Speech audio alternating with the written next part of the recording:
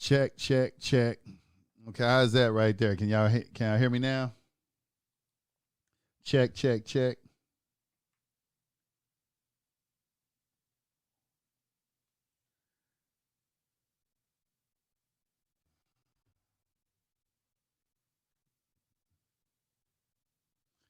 Check, check, check. Check, check, check. Check, check, check. Check, check, check. Okay, y'all can hear that? All right. I don't know what that was all about. Okay, cool, cool, cool. What I was saying is refresh your screens so you can see the call-in number. The call-in number is 970-427-5621. But today, you see the title of it. Today, I wanted to talk about, the 14th Amendment, because that seems to be the key to what everybody is talking about. Whether it be nationality, secure party, or whatever kind of remedy that somebody may be out there talking about, it all seems to relate to the 14th Amendment. All this seems to have happened with the war amendments, the 13th, 14th, and 15th Amendments. And so I want to chop that up. I think what we're going to have to get into a discussion about the 14th Amendment is we're going to have to talk about the Dred Scott case. The Dred Scott case. Now, in the Dred Scott case, you will hear a lot of individuals, they will talk about, what a statement a judge made in that case, that a black man has no rights that a white man is, has to respect. Now, that wasn't said out of a racial mindset. It was said strictly out of a Supreme Court of the United States justice mindset. And that's what a lot of these people will make you believe, until you read something for yourself. You always got to read something for yourself to make an accurate determination of exactly what somebody is trying to convey. And when I read the Dred Scott case, I did not get it all that the judge was racist or biased or anything like that. I got him just stating things matter-of-factly as the way things were, and even kind of alluding to the hypocrisy of the people in the North, how they were judging the people in the South. When you go into the North, they're not respecting the rights of black people either. In the North, they just don't want to see them as slaves, but other than that, they didn't see them as equals or anything like that either. Okay, and that's what I saw a lot in the Dred Scott case. It wasn't necessarily he was making a statement that, just blacks are beneath me. It's just, hey, what he's saying is the tradition and custom of the times that he lived in, basically black people didn't have no rights. And after he said that statement, he started making examples of how people act in the North and how people act in the South. So I want my people to understand that, because, a lot of people, they're very quick to point out racism. And one thing that I've learned over time in doing my own research is you got to put racism to the side. Racism is not the reason for everything because somebody's racist or something like that. That's not the reason for everything. All right, there's something wrong with you if you think that is. Something really wrong with you. It's not the racism for everything. So sometimes you need to read something with an open mind and do an intelligent assessment of what's being said. Exercise your reasoning skills, because everybody doesn't have the same kind of reasoning skills, and then come to a determination. But the Dred Scott case, of course, Dred Scott, he was freed. I think he was an indentured servant, and he went across state lines, and he got returned to his slave master. And the ruling was that black people could not be state citizens. All right. They couldn't be state citizens. There was nothing in the Constitution that was written for a state citizenship. Now, this also gets into a discussion about what is called free white persons. Free white persons. Now, you have a lot of individuals, they will refer you to that. I think it's in a Black's Law 4th edition, and they'll use that as a reason to say that black means white, in essence, or something like that. But that's not the case at all. There's a case, and when you read a Black's Law 4th edition, it is called a common law dictionary. And the reason it's called a common law dictionary is because all the definitions in those words are supported with case law. So there's one case in particular that I want to direct your attention to, and that's Cartosian versus the United States. Cartosian versus the United States. Always look in the footer of those definition of words and pay attention to the citations of authority that support it. But there's one in particular, and in that case, there were 42 cases that explained the definition of what they meant when they said white. And in each and every one of the cases, they made it very clear. We are talking about our European brothers that are commonly known as white people walking the streets here in the United States. They even said it like that. So when people tell you that white means black and then try to use that as an excuse, what you have to do is you have to read the case law to see how that word is being applied in law. The judges are ultimately going to tell you what the definition of a word is as it relates to law. And that is why it is called a common law dictionary. Common law, another name for common law is judge-made law. Look it up on the internet, judge-made law. So understand that. I just wanted to put that out there first, before we got into a discussion about the 14th Amendment. Oh, yeah, thank you. Remember to like, comment, and subscribe. Like, comment, and subscribe. You know, hit the like button. You know, that gets my analytics up. If you've been on, sometimes you just forget. I understand. You get excited. You know, I come on and everything. I know. And you just forget. No, but hit the, hit the like button. Hit the like button. Okay, and we got people tuning in. All right, so let me see what's going on in the chat room real quick. Okay, whatever it is. That's cookies, is color of law. Peace to the God, my dean. Right. I think when you say dean, I think you're talking about dean, like your pathway to your religious belief. Is that what you mean when you say dean? I just never seen it spelled like that. It's usually D-Y-N. Yeah, common law is judge-made law. So people need to understand that.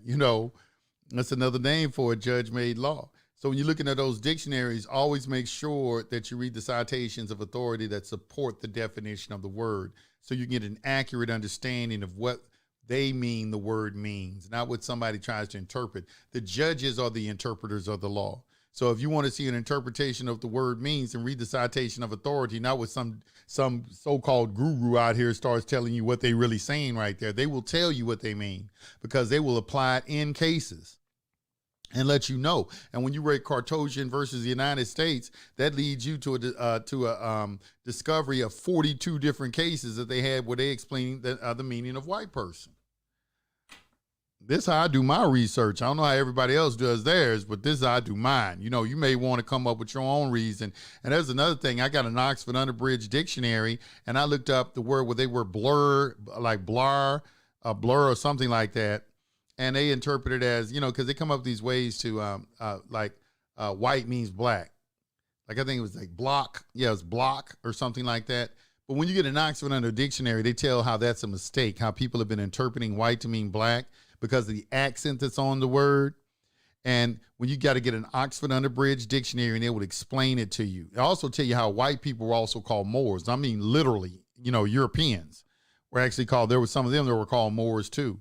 And this is from, and they have in the dictionary the actual documentation, written documents from that time period that show you, they take pictures of it and show you, hey, this is from the 1700s. See how they were referring to people, things like that. So, do your research. One of the best dictionaries that you can get is the Oxford Unabridged Dictionary with the magnifying glass. Put it in Google and see if it pops up. I've been able to find like 3 sets of it in Goodwills. After I say this, I'll probably never find another set again. But a lot of people turn in dictionaries at Goodwill. Goodwill is a good place to find dictionaries. Not all of them, but every now and then you're going to find this Goodwill located in a certain community, and it's going to have different type of stuff in it than the other Goodwills. So, always make sure you go through the thrift stores and things like that. Ask them, do they have any legal reference material, whether it be, in used bookstores or whatever. You can come up on some jewels, so definitely some estate sales and things of that nature. You can come up on some things. All right.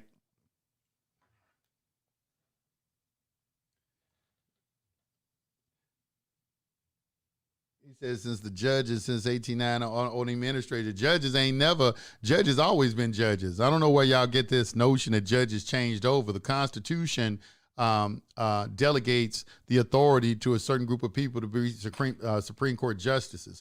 The organic Constitution is always going to be in effect because the corporate Constitution is a direct result of the organic Constitution. The creation can never supersede the creator. So for the creation to remain in effect, the one that created it has to remain in effect. So I don't know why y'all keep thinking that, that the Constitution is going to be done away with or anything. No, it's not. It's always going to exist because that is the document that created the positions for these people. That's the document that created their positions. So if we ever want to terminate that position, that's the document we're going to have to use. We don't have to worry about a corporate constitution or anything like that. All right, so understand that. So there's always going to be a Article 3, okay, and they're going to be Supreme Court judges. All it is those judges wear two hats because of a doctrine called the Delegation of Powers Doctrine.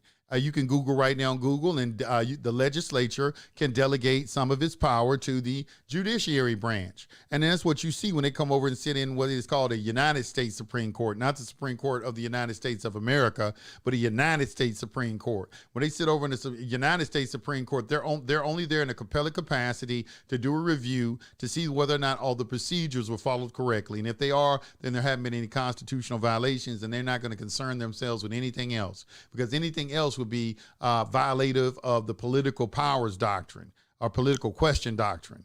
If it's a political question, they're not going to get involved in it. All the Article 3 judges they're just protectors of private rights. They're protectors of the Constitution. That's all they do. They'll tell you that too. We protect private property and private rights.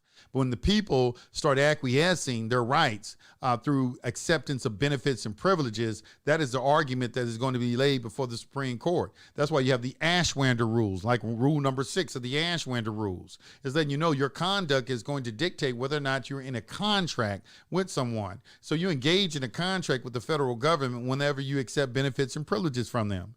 And a contract, all contracts have offer, acceptance, and consideration, and it's going to demand some sort of performance. And that performance that the federal government demands is obedience to the statutes, the public statutes. And they keep a record of everybody's financial transactions and credit scores and, all kind of history. So they have a complete dossier on you of who you are, of what type of person you are. When you step in the courtroom, you start hollering you're a sovereign. They're looking over on their computer and saying, this man right here, he ain't done none of these things he's talking about. He got bad credit. He got a business. It ain't never open. He gambles. He borrow a lot of money and don't pay it back. He chased women all over the place. He got baby mamas all over the place. You were looked at as a flight risk because you don't pay your bills. Now, I got that out of Clerk's Praxis. I did not make that up. Let's look at it. I found a copy of that dictionary at Goodwill when I was looking for cookbooks and recipes for bald eagles. Yeah, I got a lot of dictionaries out of Goodwill. Yusef, I heard you mention that you can't legislate against racism. What are your thoughts on legislation for race? You can't legislate against racism. You can. What I mean when I said that is in the private. When they say racism, here, I'm going to give you a link.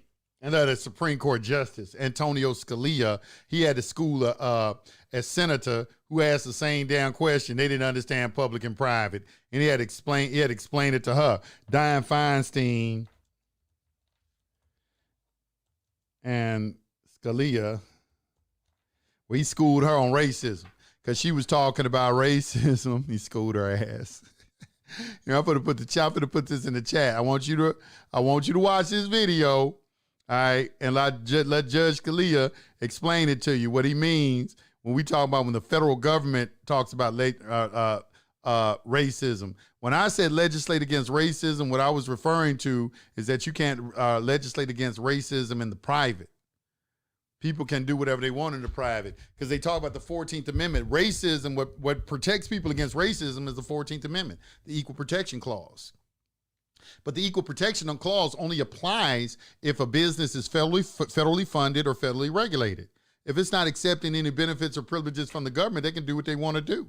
So I don't understand what the problem is anyway. Why do you have a problem with people thinking the way they want to think? People are free to think however they want to think. What the government is here to do is make sure when they come into public, they don't infringe on other people's rights due to the fact that they have a certain disposition about other people. But in the public, they have to be tolerable of other people. In the private, they do not. And that's what Judge Scalia had to explain to Dianne Feinstein, because she's a senator of the United States, and she didn't understand it. But once again, like I said, it's because people do not understand public and private. And you can listen to people and the questions that they ask. I heard you say, Yusef, that you can't legislate against racism. You can't legislate against private racism. You can legislate against public racism. So next time you quote me, make sure that you narrowly define what the hell I was talking about. Because I know my subject matter very well. And I don't stumble over my words, and I know that I'm right. And the Supreme Court justices support me on that fact. So you don't have to try to look for me to make some type of slip up or anything, because I know what I'm doing and I know what I'm saying. And what I'm saying is you can't legislate against private racism, not public racism. The 14th Amendment, the Constitution is the public law that regulates everything. Everything in the private is contract. So in the public, the Constitution dominates. The Constitution is what creates government and restrains government. The 14th Amendment is only talking about government racism. The only people who cannot discriminate is the government. People can discriminate against each other. That's why you got people trying to bring in communism. Because in bringing in communism, you eliminate everything private and the government takes over everything, so they can even probably regulate the way that you think. If you think about doing racism to somebody, they can regulate you. That's how they're going to bring it in, by the total elimination of private property, and they're going to get everybody to come into the public by offering them things. Free vaccines for some, for some blunts or some Dunkin' Donuts. Shit like, here's a free PPP check. We're going to hand you $20,000. We think that's a good amount to give you to keep you in slavery for the rest of your natural damn life. And plus, it's a debt that you're responsible for repaying. Ain't you taking a gander at the national debt clock? Go to usdebtclock.org. usdebtclock.org and just stare at the clock for a while, and make sure that you pay particular close attention to the individual debt. I think it's around $84,000, $85,000 per person in the United States right now. So make sure you pay attention to that as well.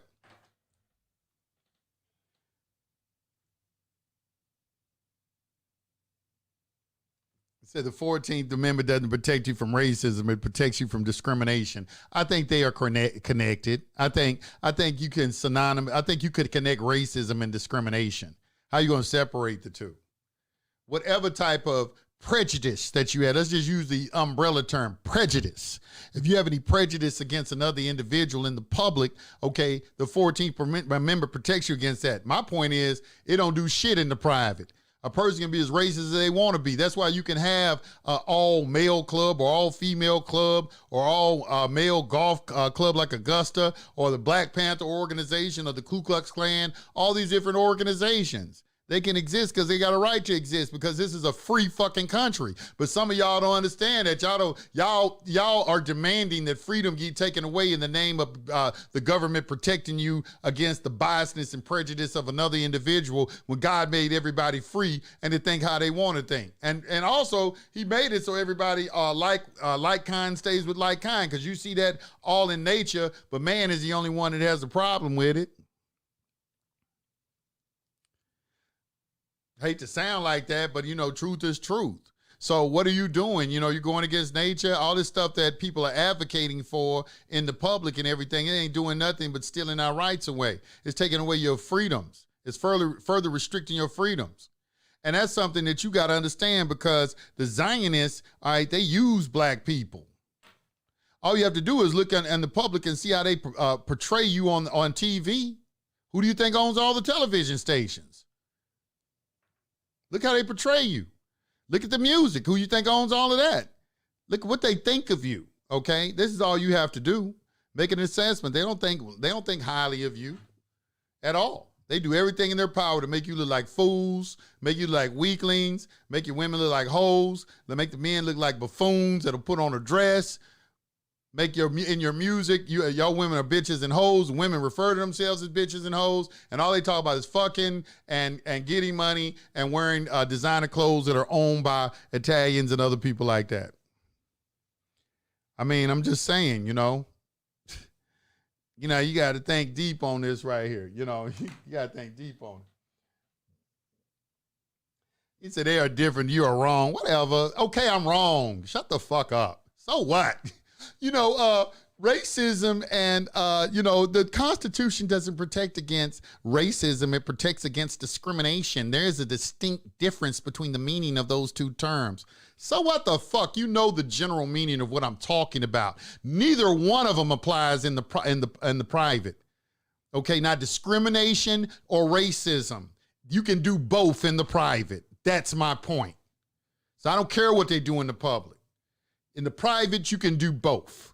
Okay, so people are free to think how they want to think is my thing. So why don't you put in the comment section your problem with people thinking the way that they want to think when God created everybody equal and having their own self-determination? Why don't you explain that to me? That's what I'm concerned with, not whether or not discrimination and racism mean the same thing in the public. I don't care. I really don't care. This is not a public show. This is a private show. I'm trying to figure out why y'all keep talking about racism. You can't legislate against racism. Not in the private. You can in the public. You can't tell people what to do in the private. Government can't mandate anything on people on the private. Don't matter. It doesn't matter, right? That's the whole thing. It don't matter. You are free. That's what we're talking about. When you're in the private, you're free to do what you want to do. So that's my point. You keep talking about a distinction between, you know what I'm saying? You be looking, you know, when I see people like that, you petty because you're looking for me to be wrong on something. You just petty. You ain't trying to take in the message. You sitting by the computer, he's going to say right there. He's what he just said right there. He pronounced the word wrong. Just you looking for something. I know that, you know, I call myself a god and I got a fly ass motherfucking swag about myself. And you know that I am very intelligent. I demonstrate that. And that's why you over here paying attention to me right now. But you got to understand, I make mistakes. I ain't above that. I'm not above admitting to my mistakes. But also understand what is important, okay? And that's what it is. What is important? And that shit you just got through talking about, that shit ain't important at all. This is some shit you brought up to my attention. I said I wasn't going to cuss. Y'all done made me get raw. In the Army, they have actual laws which no anal sexes are not allowed. So what? You know, this nigga think about assholes and shit. What you think about somebody's ass? You think about somebody's ass and shit? You think about laws talking about no anal sex? That's what you thinking about? That's what's on your mind?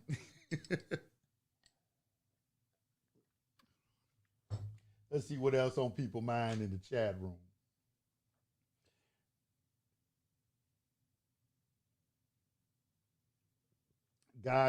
He said, God did not create all men equal. All right, well, you can't prove that. You can't prove that. God created everybody equal because the Spirit of God is in all men. What are you talking about? The Spirit of God is in all men. The capability of a man rests in his mental, not in his physical capabilities. It rests in his mental. And the potential is the same in all men because they all have that same exact spirit in them. Now, there are a lot of people have unrealized potential, but the potential is the same in all creations. The potential is the same in all creations.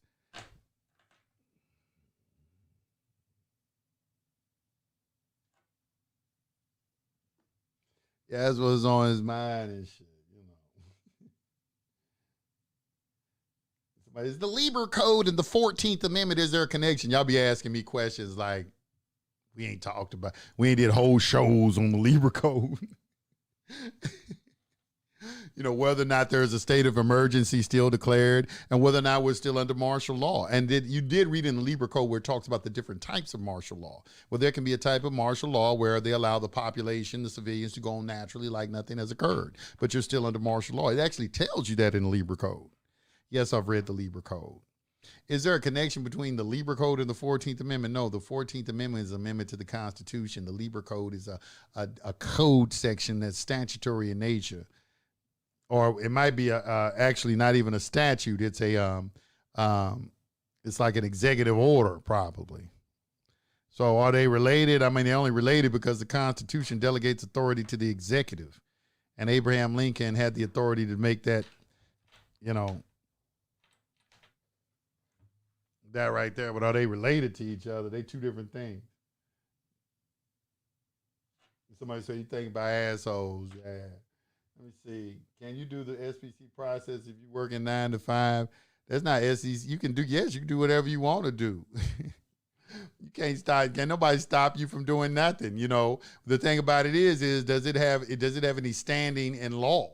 If you are still taking benefits and privileges, they don't care about what paperwork you file. They care about what action you take. You file whatever paperwork you want to file.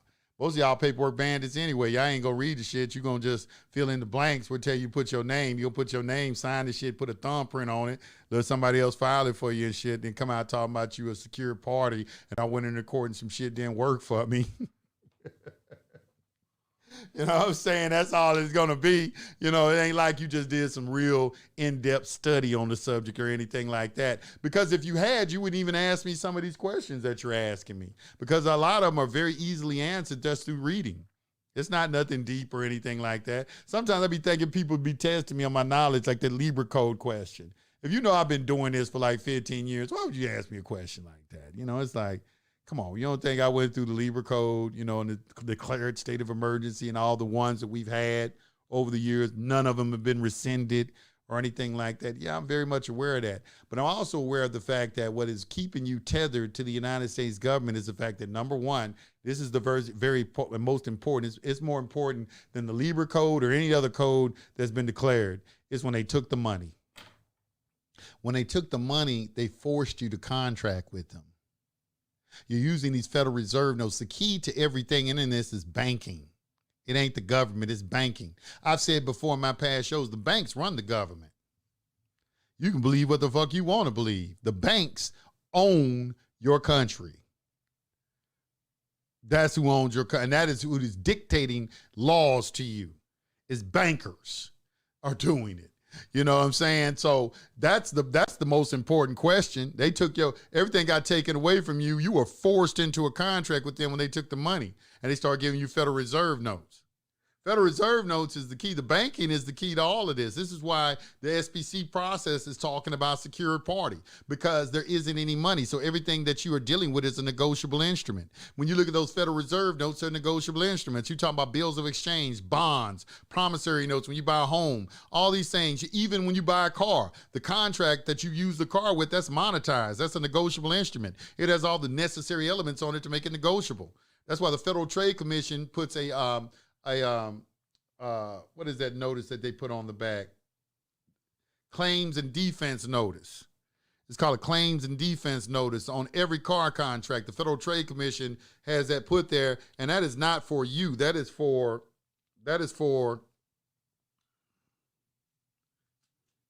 the people on Wall Street. When they get that security and everything, to let them know that you do have rights, and the number one right you have is the right of set off. But you got to know what a set off is. Your right to set off. So it's a risk, like any investment. It's a risk, but you don't know what the risks are. The risks are in a car contract is you're going to wake up. It's called a claims and defense notice on every car contract. Find it. And it's put out by the Federal Trade Commission. It's the holder in due course law. So you need to understand what a holder in due course is. You have to put a claim on an instrument in order to be a holder in due course. This is UCC 3-306 and UCC 3-305, which is claims and recoupment. I've been saying this all the time, but everything you hear people talk about holder in due course, but nobody really understands the process of becoming a holder in due course. A holder in due course it specifies that you have to give notice. That's what a UCC1 filing is. It's to give notice that you are a holder in due course as it relates to certain property and that you have a priority interest in that particular property. So that's what they call a perfected security interest in property. It's perfected means that you follow the process. You follow the steps necessary to give yourself first in line, first in time status. So once you put a claim on instruments and you give them to your opposition, that is when you become a holder in due course. If you don't give them notice, they can become the holder in due course. And a holder in due course has a entitlement right to the proceeds of any instrument that they issued or for the return of the instrument itself, which is why they don't give the instrument back to a lot of you, because you don't have a claim on it. Once again, read UCC 3-306. But to understand UCC 3-306 and 3305, you have to understand UCC 3-302 in the second paragraph.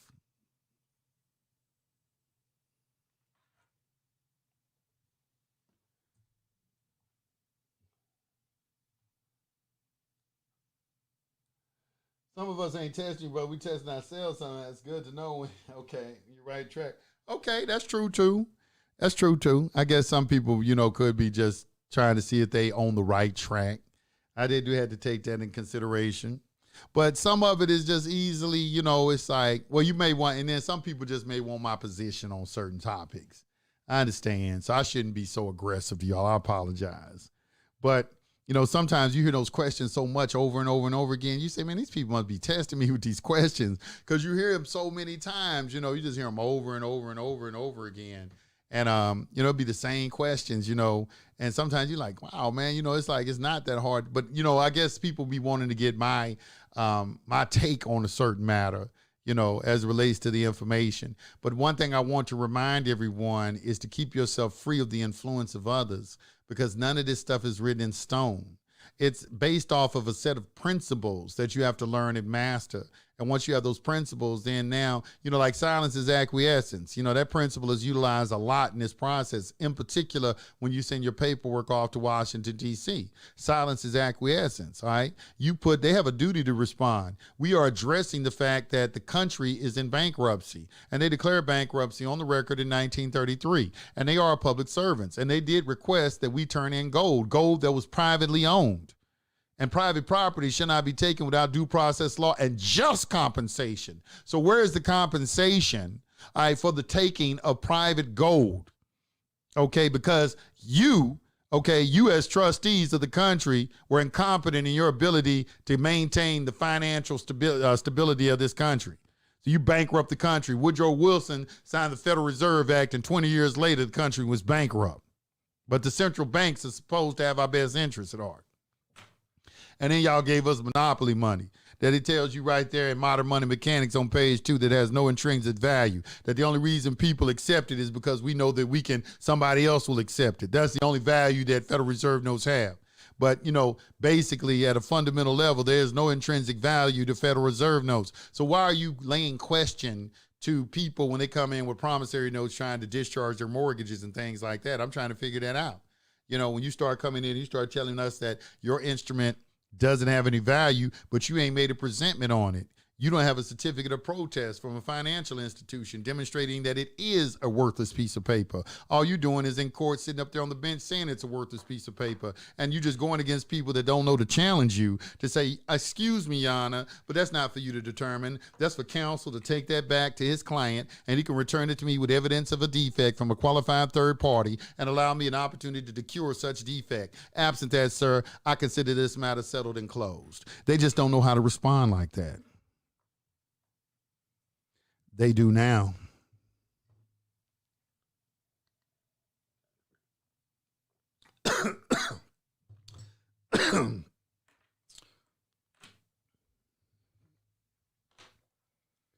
What we got?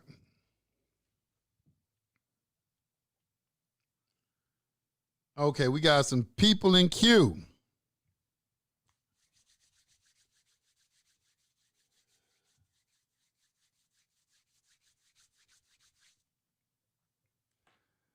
Let me bring in, let me pull up my,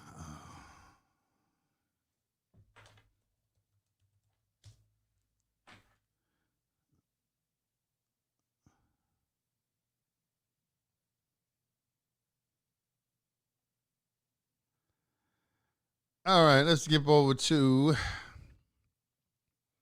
let's go to PA real quick. 215-3791, Pennsylvania. Your mic is open. What up, Yusef? Hey, what's happening? What's going on? How you doing, brother? All right. What's happening? Good. I had a question. Mm-hmm. The 14th Amendment says you're citizens of the United States, which would be the public, and of the state wherein they reside. So that would be the private, correct? Yes, it does. All right. But so go ahead. Well, when I read cracking the code and you see about people saying they copyrighted their name and they get pulled over and tell the cop that, third edition, they tell the cop that their name's copyrighted. If they use it, they'll get a fine. That's when you. There's a lot of. That's when you put a copyright, a common law copyright on your name, and they have to get prior notice to make that be effectual. All right, that's really something separate, but it kind of relates to secure party because you can, put charge them amounts for the use of the name and things like that. And you have to do an administrative process on them and put bonds on them and things of that nature. But it's common law copywriting the name. That's what we're referring to when you talk about cracking the code. The third edition is about utilizing an administrative process in relation to common law copywriting your name, using your name. But there's a lot of principles in there that's being utilized. But go ahead. A lot of the stuff that can be applied to other things and procedures. But fundamentally, that's what cracking the code 3 was all about. But go ahead. All right. Have you run into these redemption books? Are they any good? Yes. All of them have something to offer in them. As I said earlier, none of this is written in stone. The only thing that's going to be able to, the only way that's going to be able to know the effectiveness of something is that you have to go out and try it and see if it works. Yep, that's right. But go ahead. Because there's there's people other gurus and whatnot to talk about change and doing fictitious business name and your all caps name and all this stuff. And they say when they take their certificate of live birth. Yeah. And they say when they take their certificate of live birth into court, they say, oh, well, that's not me. They're claiming this, but, I don't know how true it is. But have you any information on that stuff? Okay. Well, here's the thing. The first principle that I teach everybody is public and private don't mix. You're either all right or you're not right at all. Okay. There's no being on both sides of the fence. All the law is broken down into public law and private law. So you're either in the public or you're in the private, but they don't mix with each other. And the people in the public don't ever mix them. So those things you need to know first and foremost. The next thing we need to know is, well, what authority do the people in the public have to regulate? What activity are they able to regulate? And what they are able to regulate is corporate activity. And this comes under Article 1, Section 8, Clause 3, which is the Commerce Clause. Now, I've done a lot of research on this, and the book that I used primarily was the United States Supreme Court Interpretation and Analysis of the Constitution of the United States by the Supreme Court, or the United States Supreme Court Interpretation and Analyzation of the United States Constitution. I forgot how it's worded, but you can find that document on my website, or you can Google it right now. Analysis and Interpretation of the Constitution. Okay. All right, that particular book, right there, you'll see the Supreme Court justices in the introduction. You should always read the introduction to law books. All right. They explain what it is they're doing, and they talk about the Commerce Clause. The Commerce Clause is the clause that has caused more litigation in the United States of America than any other clause in the Constitution. The Commerce Clause is what government is using to bring in communism and to bring in democracy and whatever else they want. Because of separation of powers, each of the individual branches of government have what is called plenary power over their respective allocation of power that they receive from the people. Okay, in the case of the Senate and the House of Representatives, which compose Congress, that would be Article 1 of the Constitution. And that's where their powers are enumerated. Okay, the particular powers that have stood out to me, and maybe not to a lot of other gurus, but the only reason it stood out to me is because I did a lot of in jail law, okay, to understand, okay, where are these, because reading the indictments is where I got my information from. Because on every indictment that somebody has, like you look at Winston Stroud's indictment, it's going to say he violated interstate commerce. If you look at Katashi 6ix9ine's indictment, it's going to say that he violated interstate commerce. You're going to see that there's going to be some mention in all these federal indictments of what gives the federal government jurisdiction over the matter, what gives them cognizance over the particular issue. And inevitably, it is always a violation of the interstate commerce. The interstate, which is Article 1, Section 8, Clause 3, the Commerce Clause. So everything is commercial in nature. Everything. They have changed everything. Look at 27 CFR 72.11, Code of Federal Regulations, which gives you the definition of commercial crimes. Okay, these things have been turned into commercial crime. Everything is commercial.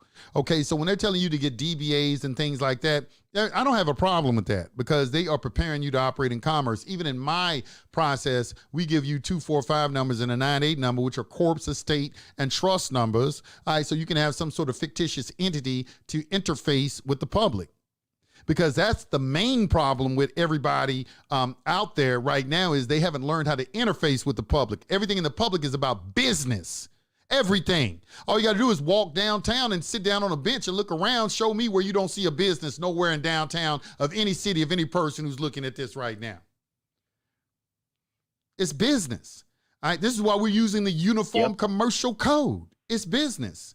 Uniform Commercial Code. And it's not the Uniform Nationality Code. It's not the Uniform Correct Your Status Code. It's not none of those things that y'all try to apply to it. It's called the Uniform Commercial Code. It's a business code. So if you're not willing to do business, then sit your ass down. You don't have to do business. But just you using those Federal Reserve notes gives them a right, a presumption that you're some sort of merchant because you're dealing with negotiable instruments. They operate on presumptions, assumptions, and color of law. Everything is a presumption. Every time I read something in the law, I'm always bumping into that word presumption. Presumption. They use that word so much in their codes, it is incredible. Presumption. There's a presumption. And the only way you can beat a presumption is with a fact. To rebut a presumption is with a fact. And a fact is something that is agreed upon. Because if there is no agreement upon the facts, then we're going to have a bench trial or a jury trial. And then we're going to go into fact finding before a fact trier, whether that be the judge or jury trial. But we're going to avoid all that because one of our rules is we do not participate in public controversy. So we're going to secure, prior to ever going into a court, an agreement. That comes in the form of an administrative process and a certificate of non-response. Because what? That operates off the principle, silence is acquiescence. If they have a duty to respond to you and they choose not to, okay, then they agree to the contents of your correspondence. And you have a notary certify that. You take it into equity court and get a judge to rule on it. And I'm telling y'all to do this, to put these judges up on, you got to remember, these judges or these administrators, you got to understand that's exactly what they are. They are not judges. They are administrators. And as administrators, they got to be unbiased, impartial. They don't need to get involved in the matter. They are a referee. That is it. As a referee, okay, we come in and bring the law before the judge and want the judge to apply the law, and he either agrees with us or disagrees with us, but he has to cite his reason for disagreeing.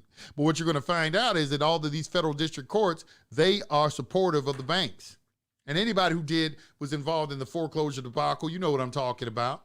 Y'all, we didn't win it. All the evidence you had during that, all the robo-signing and all that stuff that they done pushed under the carpet, none of y'all are talking about anymore, but it's still on a lot of y'all's mortgage. They got the robo-signers, all these mortgages that should have been, basically wiped out. But they wasn't going to do that because everybody in the United States of America would have been free on their mortgage, would have got their house free and clear. So why do you think that you're going to have some sort of remedy as it relates to secure party or any type of private process that's going to be cookie cutter in nature and it's going to work across the board when these people already let you know many, many times over and over, they ain't going to let nothing through the door that's going to let thousands of people walk through and automatically get free. They're going to do whatever they can to stop that.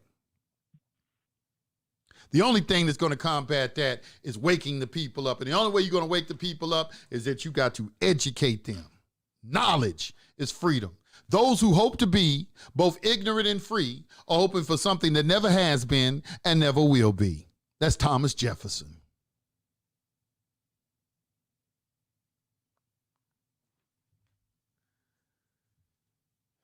I'm sorry, are you still there? Yeah, I'm still here. I agree with you 100%. People just need to read and listen to people that know as much as they can to educate themselves. I agree with you 100%. Educate yourself, man. But it's, back to your original question. What was the original question?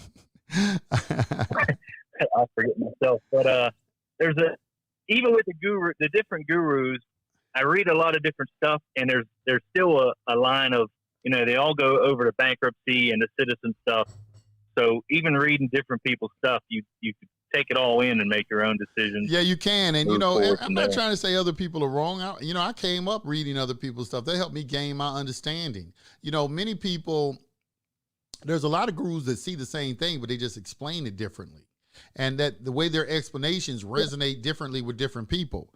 You know, some probably might explain it one way and it resonates with this group of people, and then somebody else explain, because I know I explained things for a long time, and somebody came behind me and explained it, and everybody rushed over there, and it was like, damn, I've been saying that forever, you know, but they didn't they didn't resonate the way I was saying it, you know. So, you know, you don't knock anybody. I always try to remember that we are all working to free our people. We're all working for the same common good. And we got to remember that, you know, that we need to be working together, because this separation and everything is what's going to hold us back, because on their side of the fence, they all work together. They organized. They working together, you know, to get this done, to put everybody in slavery. And so there's only one way that you're going to stop from being put in slavery is the people got to work together in concert and combat it. We don't need to be having no differences of opinion on this side of the fence. As I said, none of this stuff is written in stone. I haven't seen anywhere where it's written in stone. All I'm seeing in all my years of doing this, what I've seen is very intelligent people. Let me qualify, first of all, extremely intelligent people be able to explain certain principles, point out certain things in the law, you know, that can't be debated away. All right. And then from that, they're able to put together a process to address it. Okay. So all of this has been built on the knowledge of many, many different people. And it's not, you know, just one person coming out. Like, I don't claim any of this information. You know, maybe some of the stuff I figured out on my own and discovered on my own, but fundamentally, a lot of the stuff I teach, I didn't create it. I didn't create it or anything. The secure party process allegedly was created by some Jews. I actually ran into somebody who had a UCC-1 file back in like as early as 1968. And I had a chance to talk to him. And I said, how'd you know about this way back in the 60s? And he said, you know, some Jews explained it to me, which made perfect sense to me, because the Jews are the one that created the current banking system and securities and all of that. Read the Jewish Sheetar. We're using, you know, negotiable instruments, you know, promissory notes and collateralizing loans, basically, okay, and charging interest on them. Okay, they created that. So that made sense to me. You know, it made a lot of sense to me. And, you know, that they know this stuff. I don't think, when I look at it, when you really research some of this information, you can be amazed at the intelligence that's in a lot of it.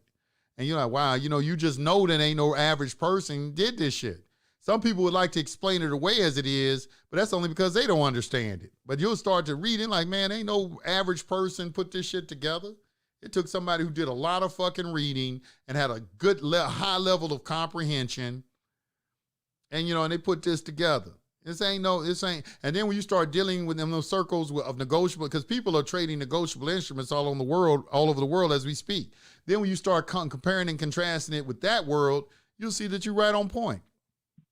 It's almost like somebody came from that world and did the process. Secure party is called secure party / creditor. You're the creditor and you're the secure party. What are you the secure party of? You are collateralizing all your personal effects, all your personal property.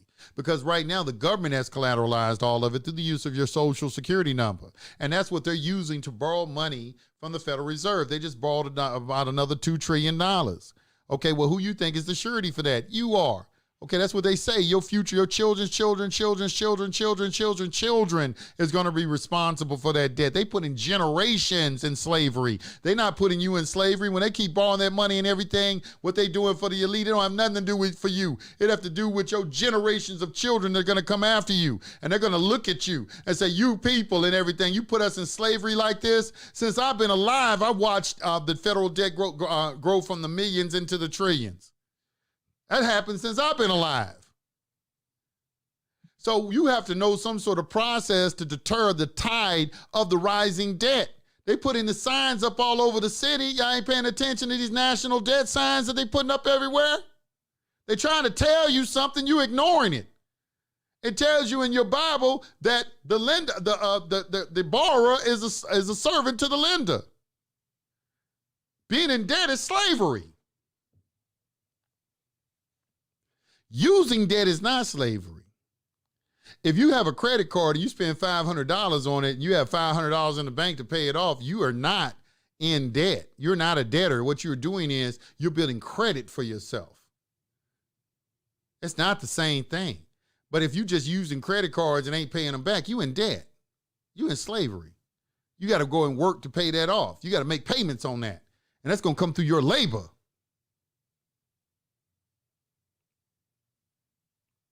So now you see why when they talk about borrowing money, the next thing that they're interested in is the unemployment rates. We got to get these people working because they got to pay this debt off. You know, a lot of our slaves, they laying around. They don't want to work.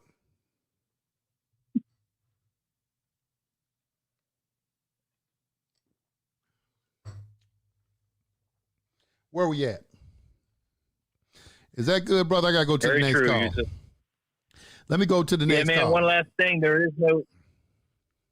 don't think there is no black and white. It's us versus them, and there's a lot more of us than them. And I say each one teach one.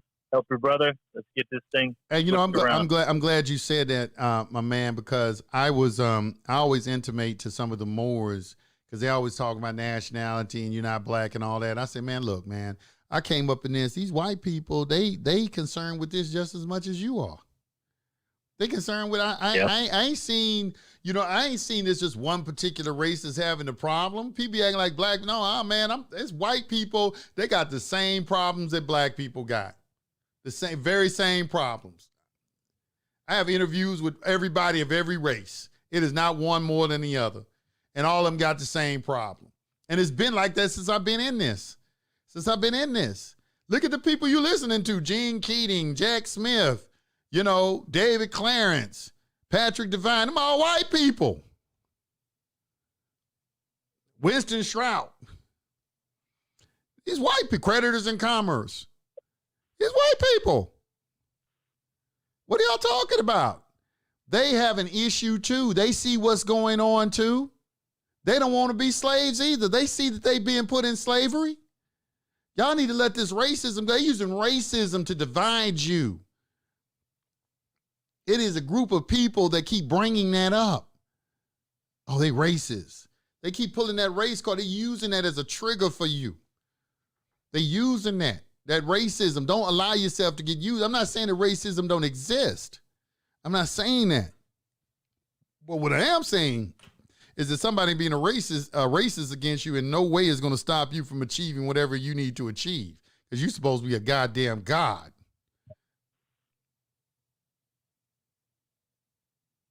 I don't give a fuck about racist people. I just keep, Bank of America, I just believe just did some racist shit against me. But you know what? You know what I said? I said, you know what? It's probably a message from on high that I don't need this fucking money from you. I don't need to borrow no fucking money from you. I'll just get it on my own.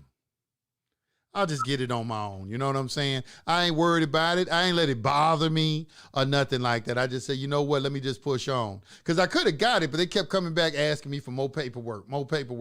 I have all my I's dotted, all my T's crossed.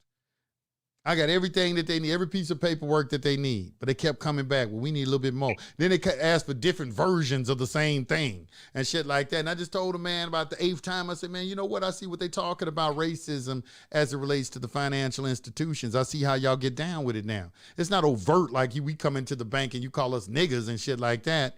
Okay? It's like you come in, it's paperwork. Hey, we need to get this from you right here. Well, y'all just told me y'all just needed this.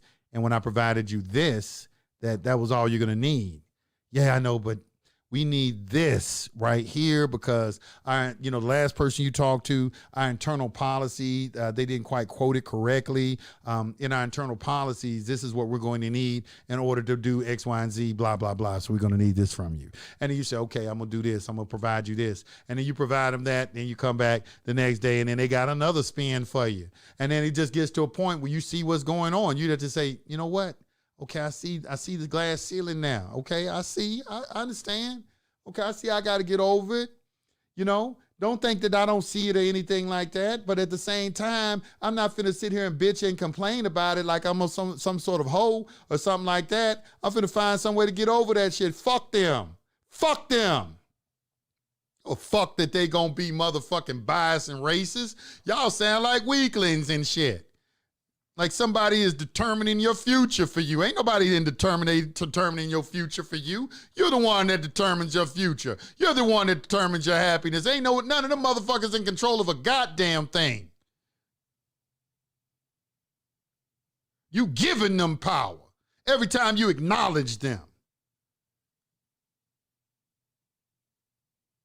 That's how you take away. That's one of the 48 laws of power. If you want to have power over something, ignore it. Did you see Robert Greene? He enumerated the powers for you. And that right there is right in harmony with natural law. Whatever you don't pay attention to, it dissipates. Whatever you pay, wherever your attention goes, it grows. How you gonna get rid of this that y'all talking about and you don't know the fundamentals of natural law if you don't know that principle right there? When you know that principle right there, how can you continue to justify continuously speaking about white power and white privilege and racism? How can you justify that? Only thing I can think of, when somebody comes and wants me to keep talking about this shit, he must be a fucking devil, because he's trying to get me to use my power against myself by trying to get me to continuously keep talking about this bullshit. When I sit here and know what the natural laws say. The natural laws say wherever your attention goes, it grows. And the only way that you're going to destroy something is don't give it none of your attention. That's how you exercise power over it.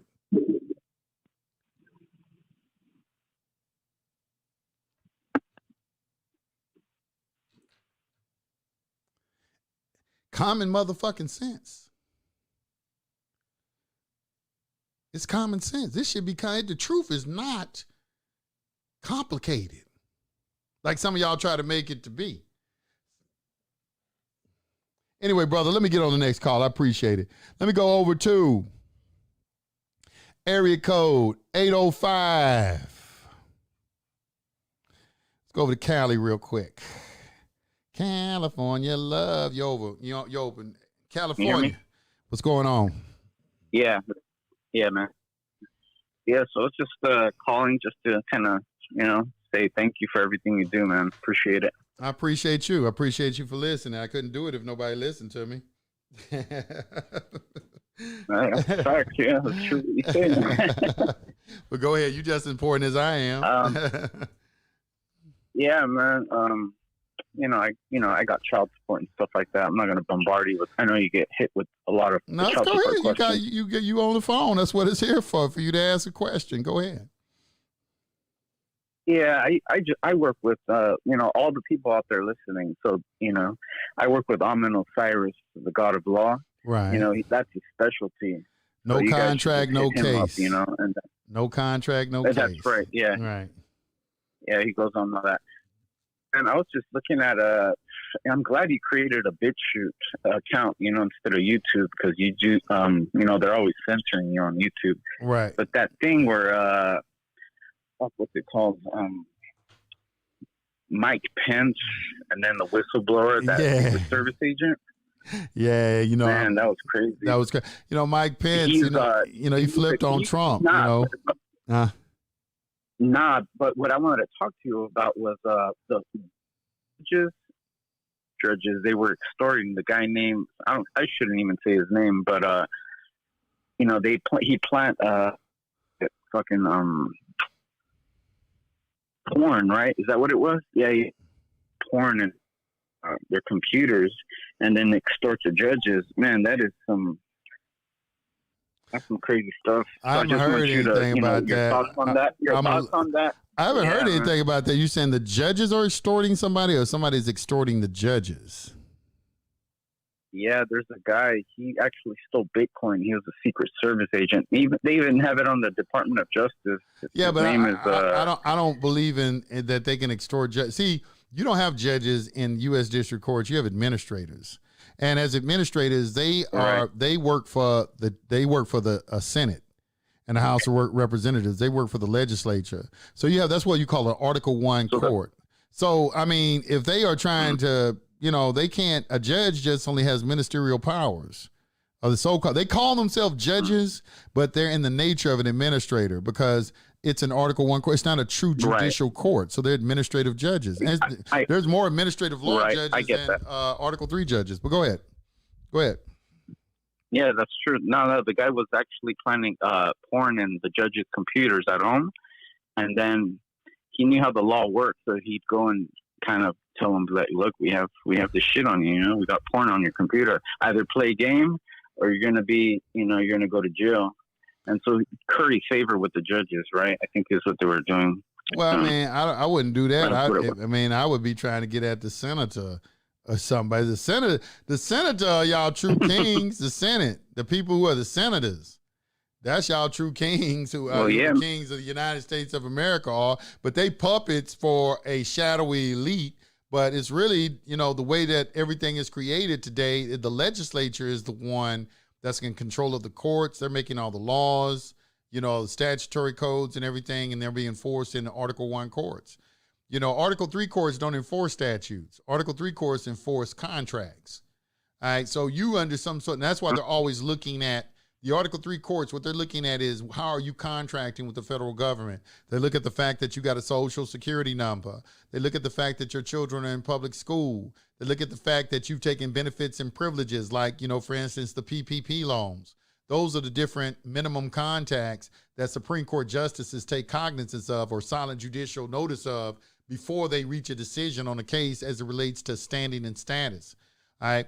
Standing in status, a lot of people lose standing in status because an overwhelming majority of people in the United States are U.S. citizens, and U.S. citizens aren't allowed in Article 3 courts. They're not. They're not allowed in Article 3 courts under any circumstances. So that's the majority of the people in the country. Overwhelming majority of people in the country. That's why the number one thing at issue, because the U.S. citizen designation was created after the 14th Amendment. Read Susan B. Anthony versus the United States, if you want a citation of authority on that. So after the 14th Amendment, you know, there was no such thing as a U.S. citizen until the 14th Amendment. And that is why you hear Moors, white people, everybody talking about the 14th Amendment.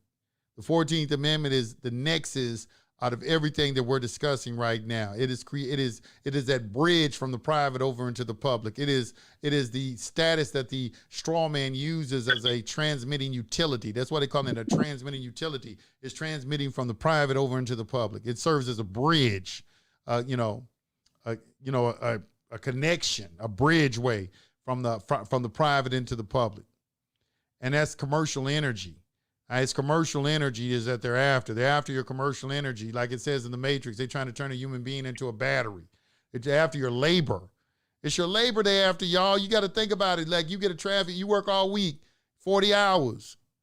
Your check is $1,000. You're on the way home from cashing your check, you get pulled over by the police.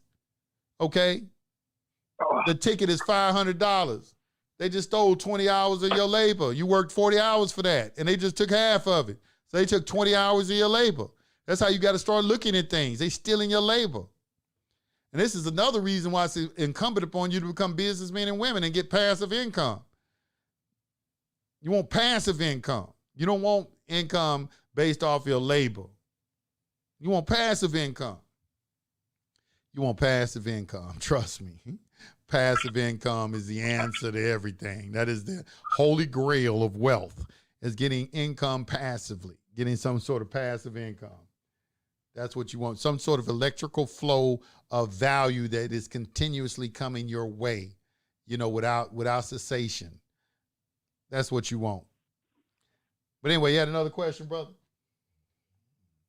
Yeah, just one last thing. I trade on the stock market, you know, options. Mm-hmm. And man, a lot of people don't hear it, but man, they're making like, there's guys who are still in high school. They're making like $100K a day, $30,000 a day.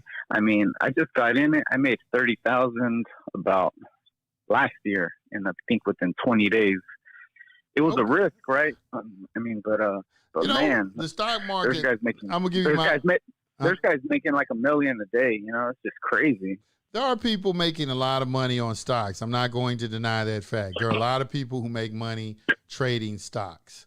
It is a way that you can get wealthy, but so is going to Vegas and being a card player, you know, Texas Hold'em, or, you know, you're a poker player. There are poker players who make a living playing poker because they understand the losses versus the wins. and they know they have enough knowledge to make sure they have more wins than losses. Well, it's just like with trading stocks. You know, you got to make sure you have more wins than losses. At the end of the day, both of them are gambling. And that is why only about the majority of wealthy people in this country only put about 15% of their portfolio into the stock market. The majority of their portfolio is going to be in commercial real estate.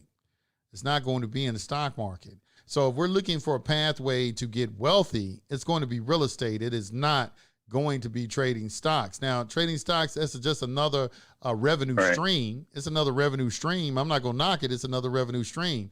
But in no way are you going to be counted amongst those who are knowledgeable about accumulating wealth if you are not dealing in commercial real estate.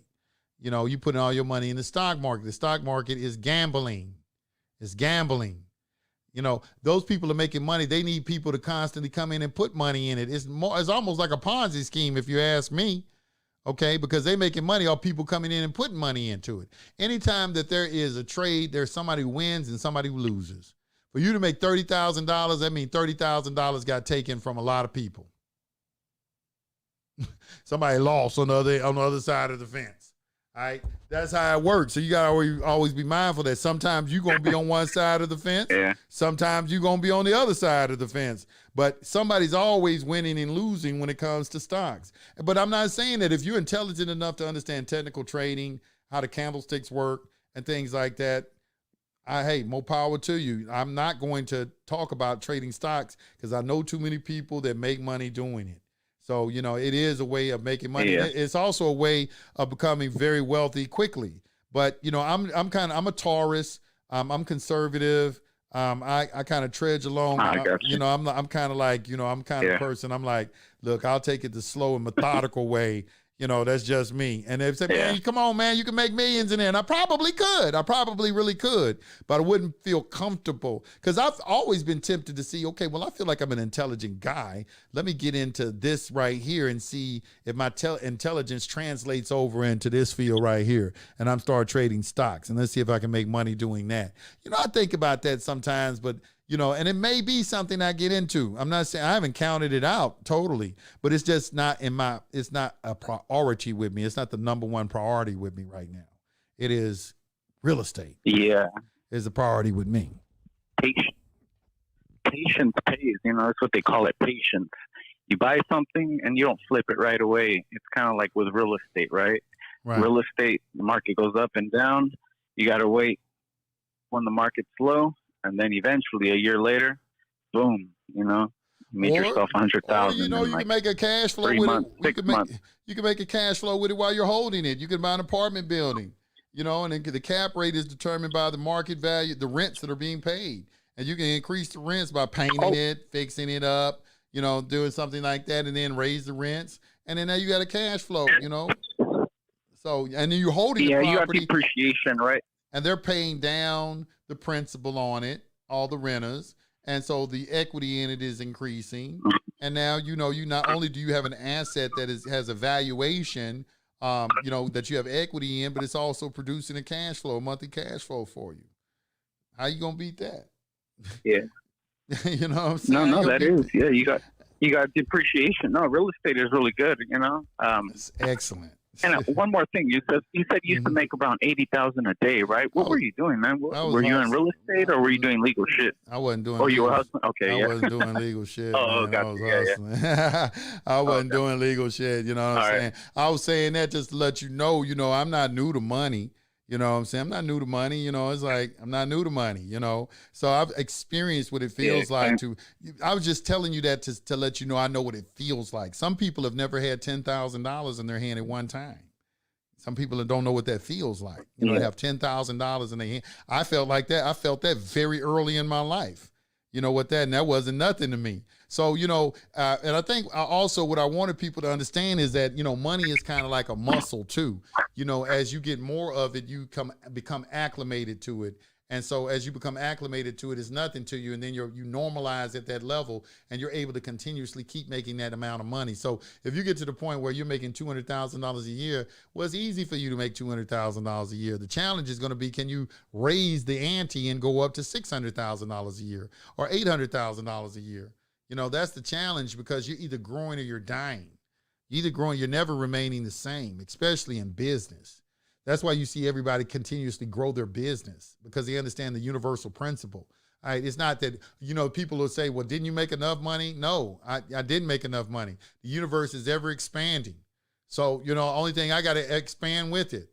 So yeah, that's why you're starting to see trillionaires about to come out on the scene now. Not billionaires no more. We heading into the era of trillionaires now. You know what I'm saying? Yeah. So, who would ever imagine that? You know what I'm saying? So that's the thing. You better get with it and understand that you have that capability too. We don't know who the next person is. That nobody knows nobody knows what your value is.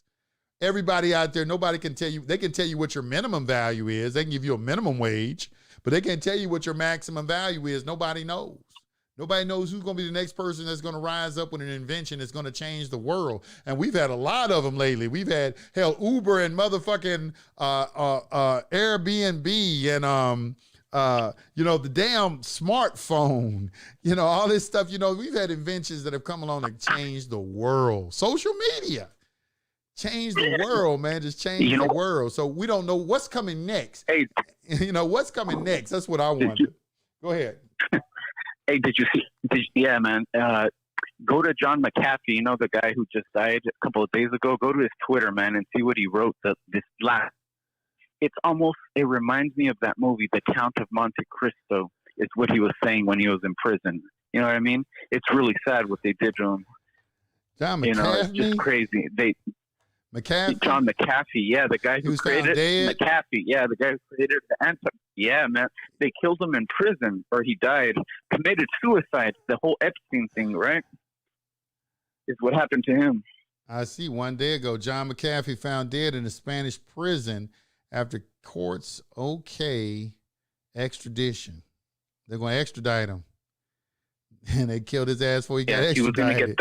They killed him. You can tell somebody killed him. They just okayed his extradition, and he ended up dead in a Spanish prison cell. That's right. I got to read up on this. But anyway, brother, hey, I got to go move to the next call. I appreciate it, all right? Yeah, peace to the gods. Peace to the gods. Bye. Peace to the gods. Yeah, that's interesting right there. John McAfee. I got to look that up. That is interesting. I'm not going to lie. Let's see. Where are we going? Okay, let's go over to, I think this is South Carolina. 864-0270. That's South Carolina. Yeah, man, it's South Carolina. Man, this is crazy. Peace to the guys. Like, man, Yusef, man, changed my life and everything. And I just want to let you know, man, the interview you did with David Wynn Miller and everything, and now Russell shouted you out on Instagram, just to let you know. Okay. I just want to know you're doing an amazing thing, and you waking the people up, man. I appreciate it. And I think they about to bring him, so I say Russell J. Gould is it, and I said when you brought David Wynn Miller on the show, and I said you well versed, I said you are my dean. I know you said dean, but I want to be on the dean's list, and you if they listen to what you're saying, you only speaking truth, man. You got some jewels you dropping on them, but if you want to play in the sandbox, you got to get the knowledge, and you giving the knowledge, fam. I said I'm not gonna take up much of your time. I just want to let you know. Thank you for everything. I appreciate it. And I thank you for being a listener. I thank you for valuing the information that I put out, because sometimes it's amazing to me. I'm saying, man, this brother from the hood, all these people listening to me. I'm straight. I did it all, like you said. I went through that stuff, man, and probably all that stuff, man. You helped me clear it all. And soon, I said my probation is up in 3 months, man. And I'll tell you, I'm coming. I don't believe this, but I'm coming to Atlanta, man. I'm coming to Atlanta, and I'm gonna link with you. I'm telling you. And love is light, man. I appreciate everything, Yusef. I'm not going to take up your time. I know there's a lot of people want to get on the line. I love you, brother. All right. Thank you, bro. I appreciate it. Thank you. I appreciate the love, y'all. I appreciate the love. Appreciate it so much. Let me go over to Cali. 951-1625. 951-1625, California. 951.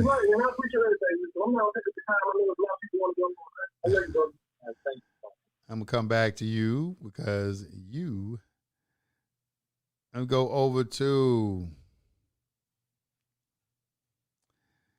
let's go to Georgia real quick. 706 area code 2479. Georgia.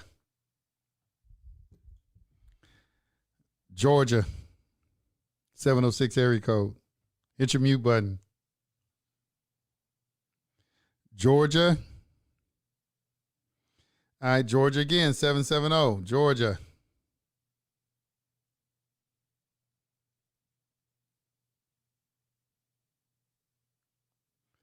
Hello. Hey, what's up, brother? Okay, wait a minute. Hold, there you go. Let me open you back up. Hey, what's going on? Hey, what's up, my brother? Hey, what's happening? What's going on? Hey, I'm good. It's Yusef? Yes, it is. Hey, yeah, I follow your channel, brother. You know, keep up the amazing work. I got a quick question for you. Mm-hmm. So, when you are dealing with the secure party process, I did a UCC 11, and it came back that there were no liens against straw man. Right. Now, my question is, what's the best way to go back beyond the 7 years, where you go back at the time of creation? So, say for example, if it was in the 80s, you want to go back from the. I don't think that they have a reason, because usually a UCC filing only is good for 5 years. So, you know, for them to extend it, they got to renew it. So there's no need for them to look beyond 5 years in the commercial chamber, because under the UCC, they don't go beyond 5 years unless you extend it. And if they extend it, it's still going to come up in a search.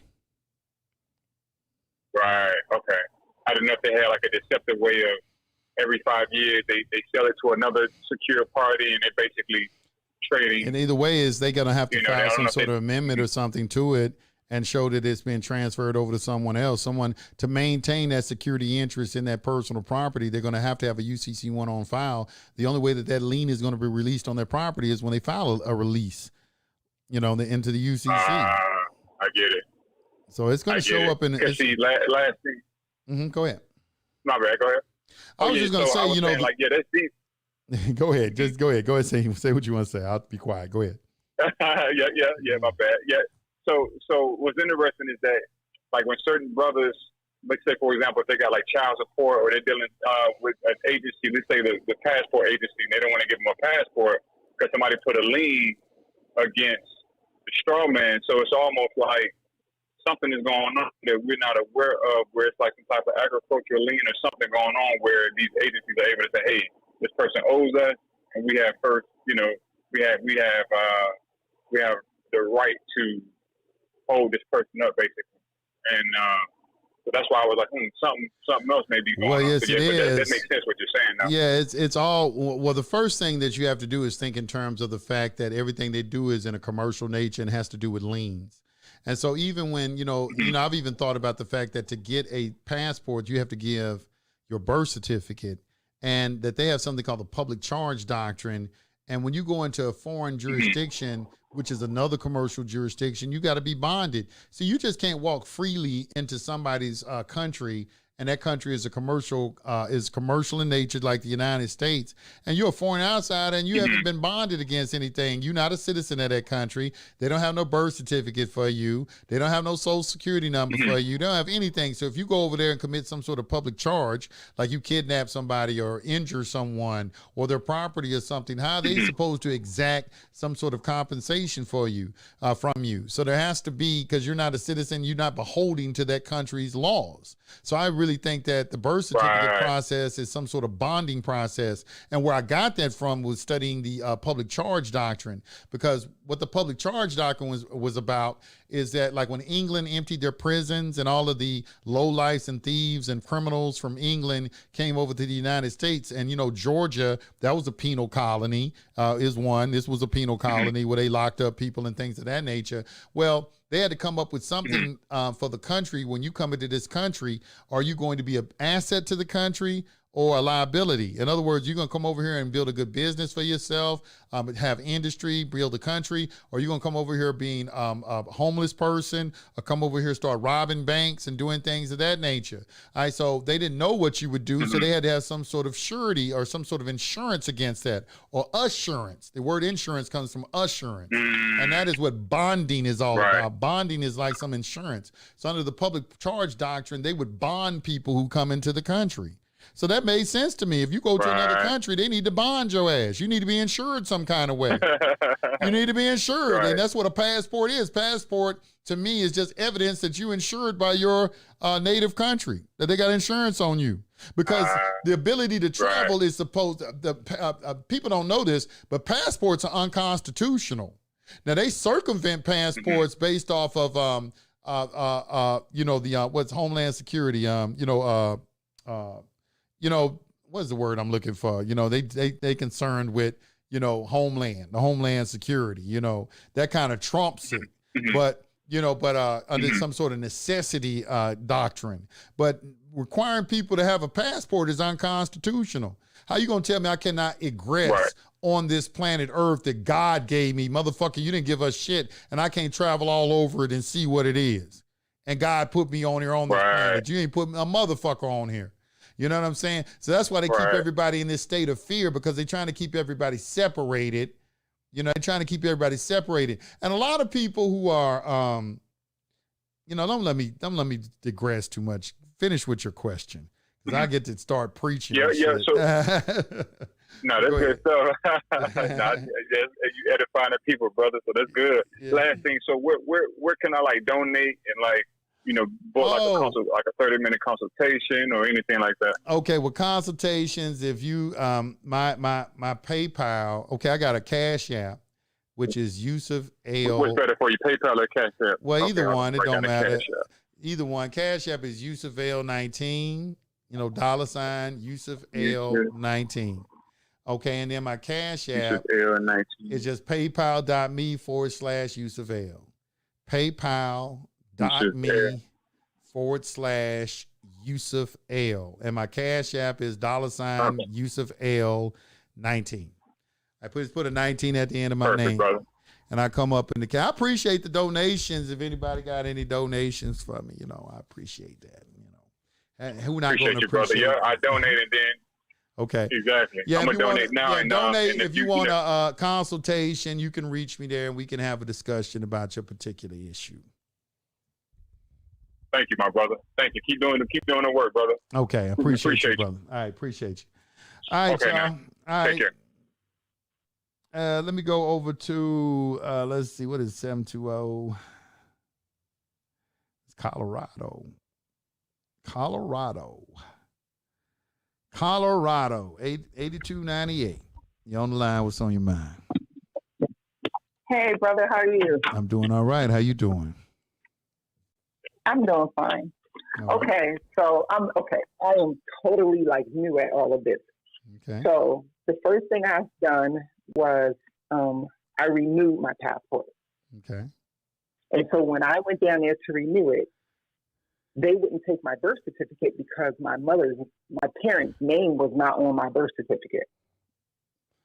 Okay, that is strange. Is that normal? No, that's not normal. I've never seen a birth certificate that doesn't have the parent's name, at least one of the parents' name on it.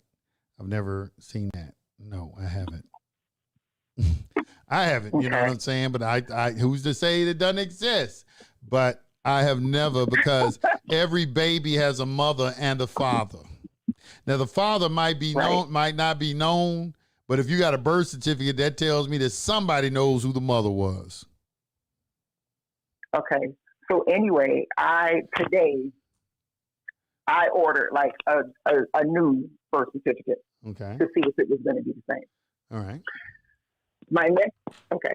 So anyway, I got. Don't when you order them birth certificates, don't you have to give your mother and father's name when you order? Because I've ordered birth certificates, and you have to give your parents' name. They have to match it up, Absolutely. Okay. All right. Just curious. All right.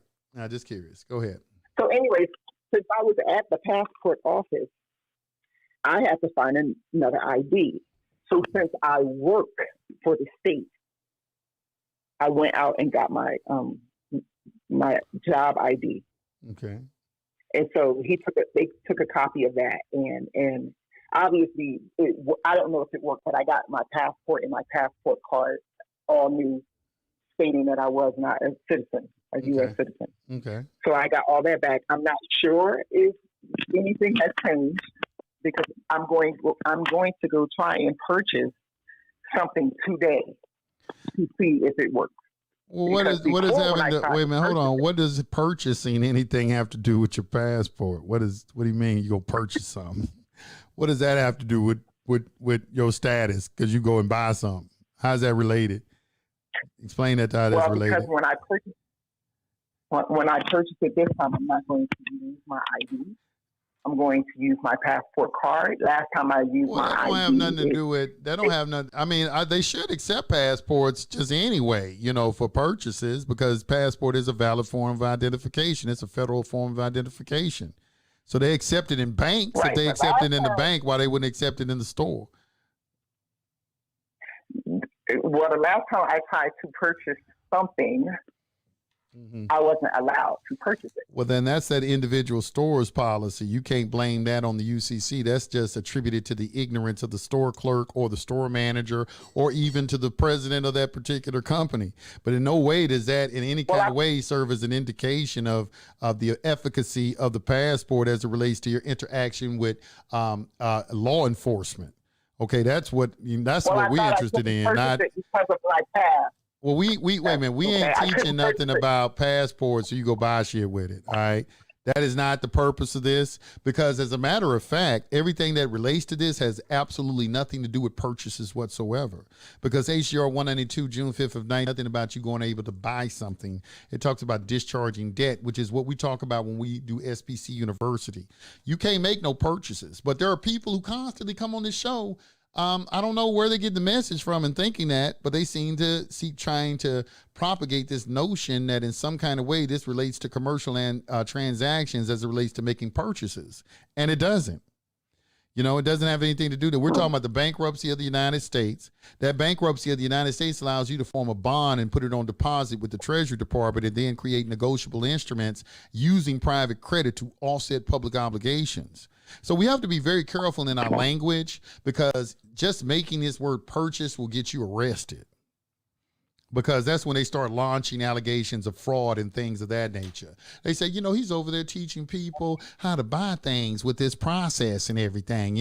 They believe, this is the language they like to use. They believe that they can go and buy something and everything with this. They believe they got a secret account. I'm trying to buy something to protect myself.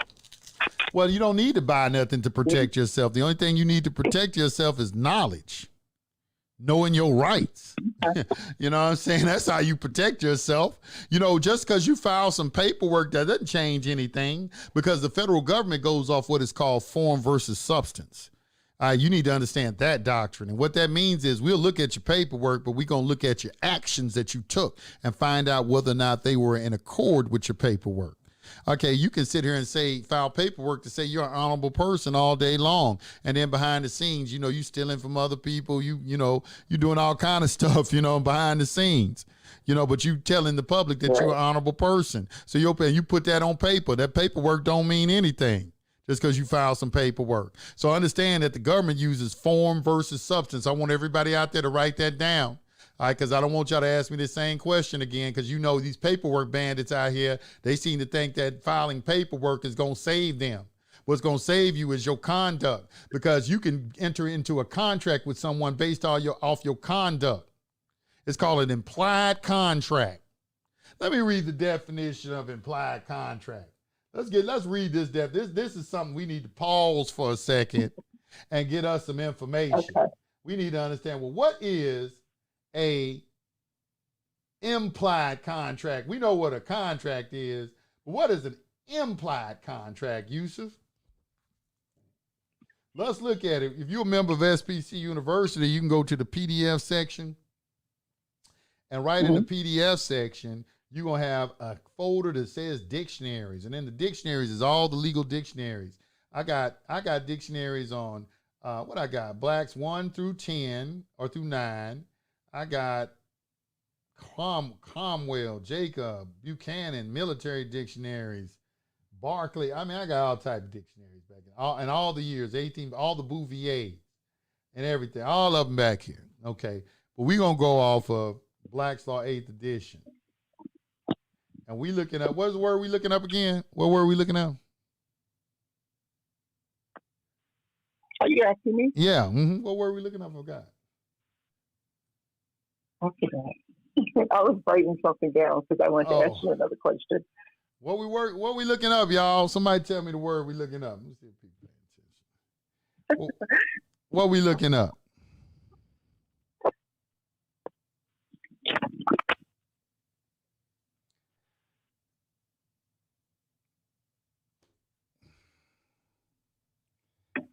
That's how you shock them.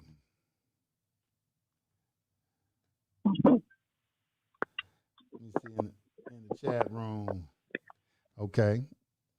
We're looking up implied contract. That's right. So implied contract is under contracts. And there are many different types of contracts. Many different. Mm-hmm. All right. So let's go to contract.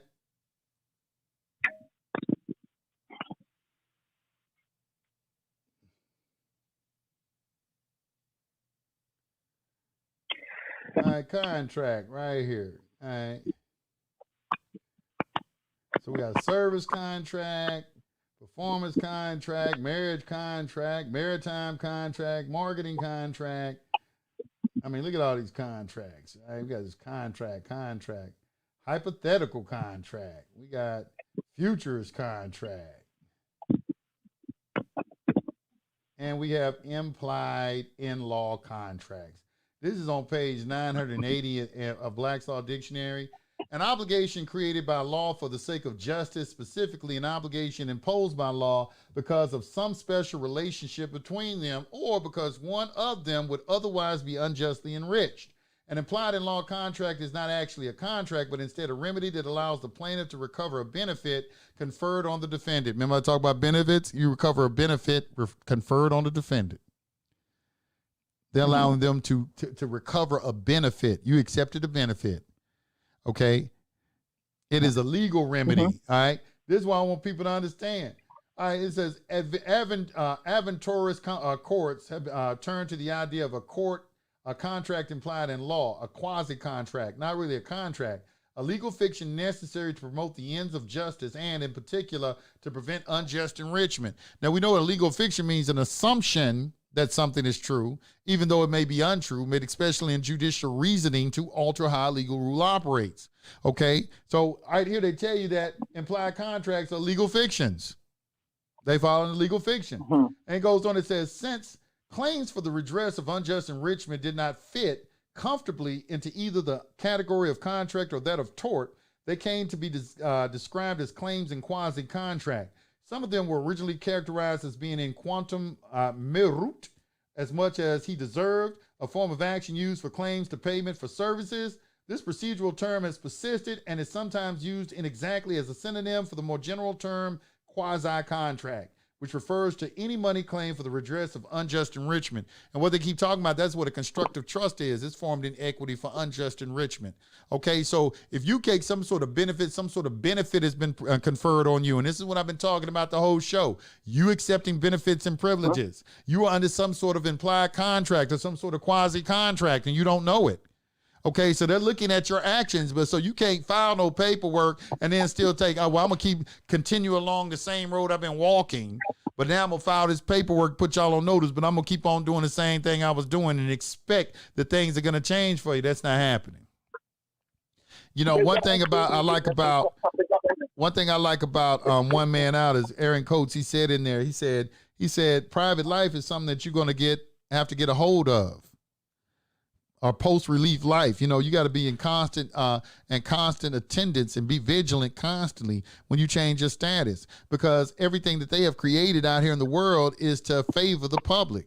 because so many people have acquiesced to it. So many people. Just look at what just happened with this pandemic. How many people, they told everybody to put on a mask, they did it. That shit didn't make no sense. They have no scientific evidence to support anything that they're saying. They got a vaccination. It's not even FDA approved. They tell you it's not FDA approved, but they try to make you feel guilty for not taking it, even though you got to sign a consent form saying that it has a side effect and no kind of way can you seek compensation. Who in their right mind would do some shit like that? Oh, what, for the betterment of society, when society has a 99% recovery rate?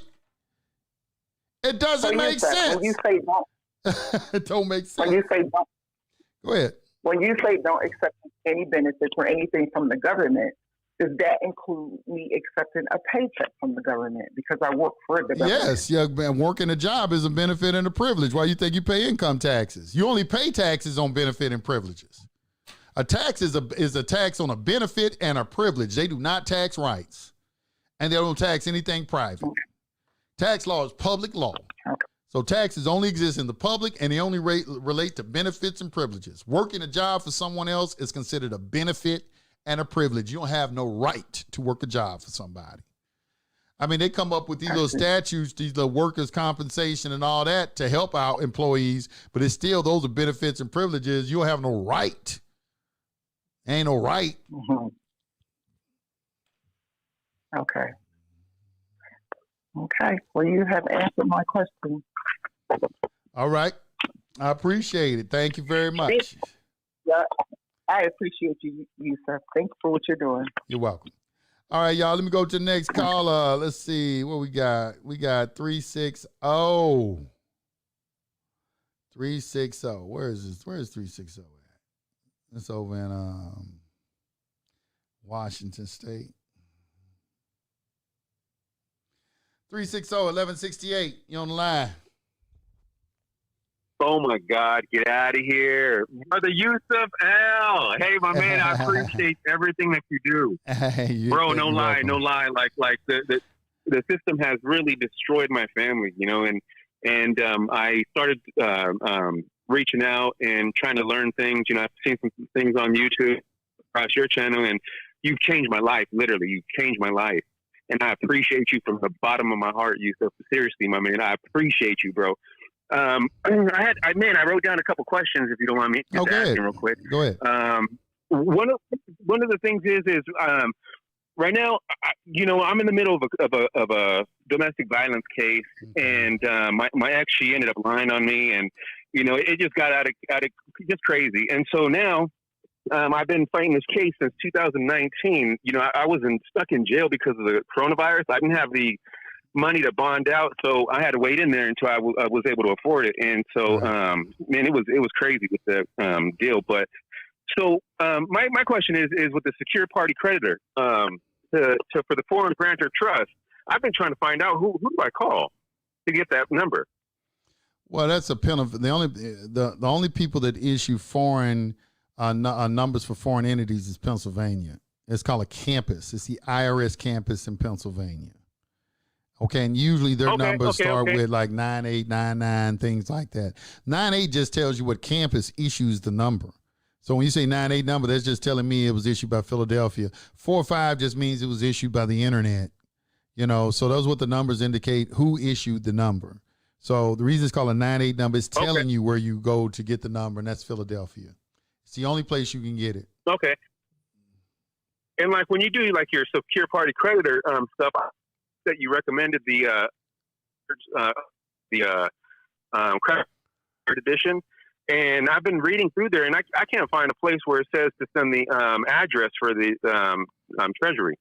Well, I mean, we should know that's 1500 Pennsylvania Avenue, but the thing is that, you know, you got different stuff from different books. Like I didn't do secure party out of really cracking the code. What I like about cracking the code is the 10th section of that book, where it tells you how to do an administrative process. All right, and their administrative process was utilizing a common law copyright of the name. Okay, and then charging somebody $500,000 per use of the name and giving them notice of that interest in the name. And then, you know, so that's what their administrative process is about. It's a process in putting a lien against someone. Now, you can't, when I tell y'all things, you can't just look at everything verbatim and then make a decision off of it. Be looking at the principle that's involved. Like I may tell you to go over to abatement in common law and read that letter from the judge. Also, they have what's called an affidavit of denial of corporate existence. Okay, well, that's being used in that document for a traffic ticket. Okay, but you can use it in other circumstances. You can use that document in a federal indictment for drug charges. So I'm telling you to go over there and read it so you can see what it is, because a lot of this stuff overlaps with each other. It overlaps with each other. A lot of it overlaps. When you read different things, like I said earlier in the show, none of this is written in stone. Everybody's using a certain principle. So you can look over here and say, you know what, I'm seeing in this process in cracking the code. You know what I like out of cracking the code? I like the affidavit that's in chapter 10. I like that affidavit in there. I like how it starts in the beginning and starts in the end. I used a lot of that. I also like the affidavit of mailing that's in there. I've used that throughout my entire career, that affidavit of mailing that's in cracking the code. Okay, so I've used it in different things that have nothing to do with anything that's in cracking the code. But go ahead. But chapter 10 is awesome, and chapter 10 is the chapter. But go ahead. And our biggest thing in the private side, I know that I've been learning, is the administrative process. And so the administrative process comes after the secure party, right? Well, yeah. I mean, you don't necessarily have to be a secure party to do an administrative process. You need to be a secure party if you're doing an administrative process and you're using a negotiable instrument. Okay, if you're using a negotiable instrument, then you need to be a secure party.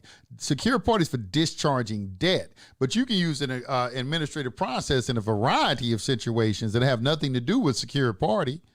Because you got to understand, what are the 10 maxims of commercial law? For a matter to be resolved, it has to be expressed.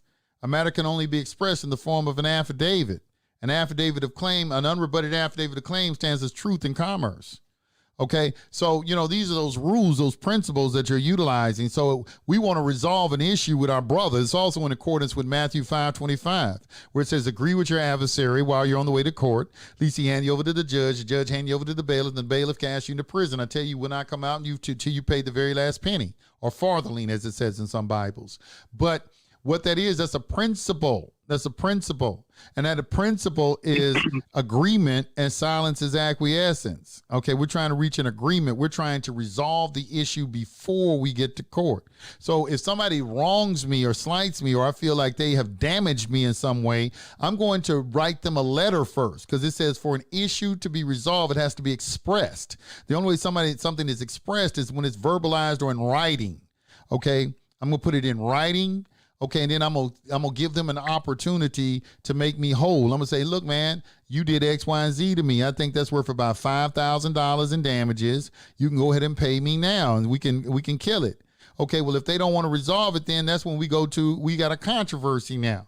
And I'm going to come into court and I'm going to show the judge, say, look, this person owes me $5,000. Well, why do you think they owe you $5,000? Well, judge, they injured me in this way. Okay, I informed them of that injury. You can see Exhibit A, informing them of the injury that they committed against me. I allowed them an opportunity to satisfy me and make me whole again, or to answer me within 10 days, telling me why they would not make me whole. They refused to answer after that 10 days. I wrote them another letter, judge, telling them I did not receive any correspondence from them. Maybe it could have been a mistake. Maybe they didn't get my first correspondence. But anyway, for their convenience, I've supplied them with copies of my first correspondence and a cover letter stating that I'm allowing them an opportunity to cure their defect of not responding to my correspondence within a reasonable amount of time. And if they don't answer me that time, Yana, I had a witness who witnessed everything, and they certified the dishonor, and he's a notary for this particular state.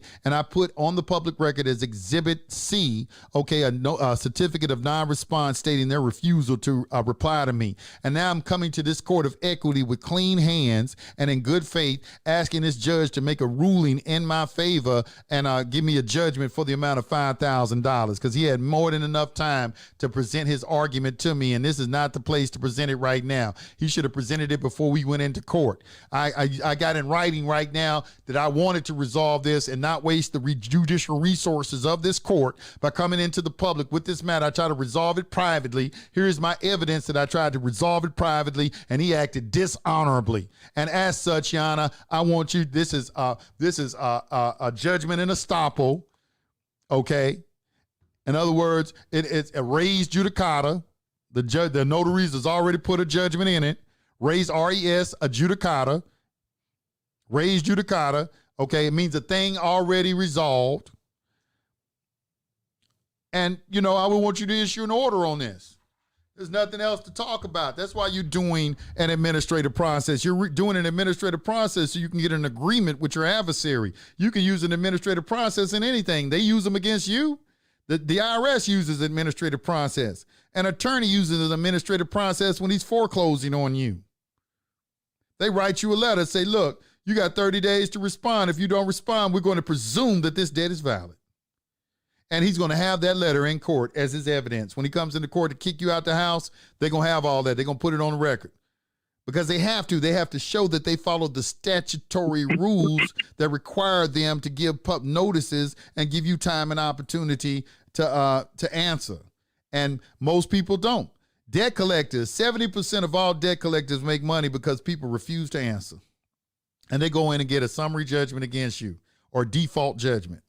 And next thing you know, they get money out your check and things like that. You calling me, asking me, how can you, get it off? Yusef, I had this credit card and, these people, they're not the original creditor, but they say I owe them $30,000. And I said, well, did they file a court case against you? Yes, they did. I said, you get notice of it? Yeah, I got something in the mail. Okay, did you go to court? No, I didn't go.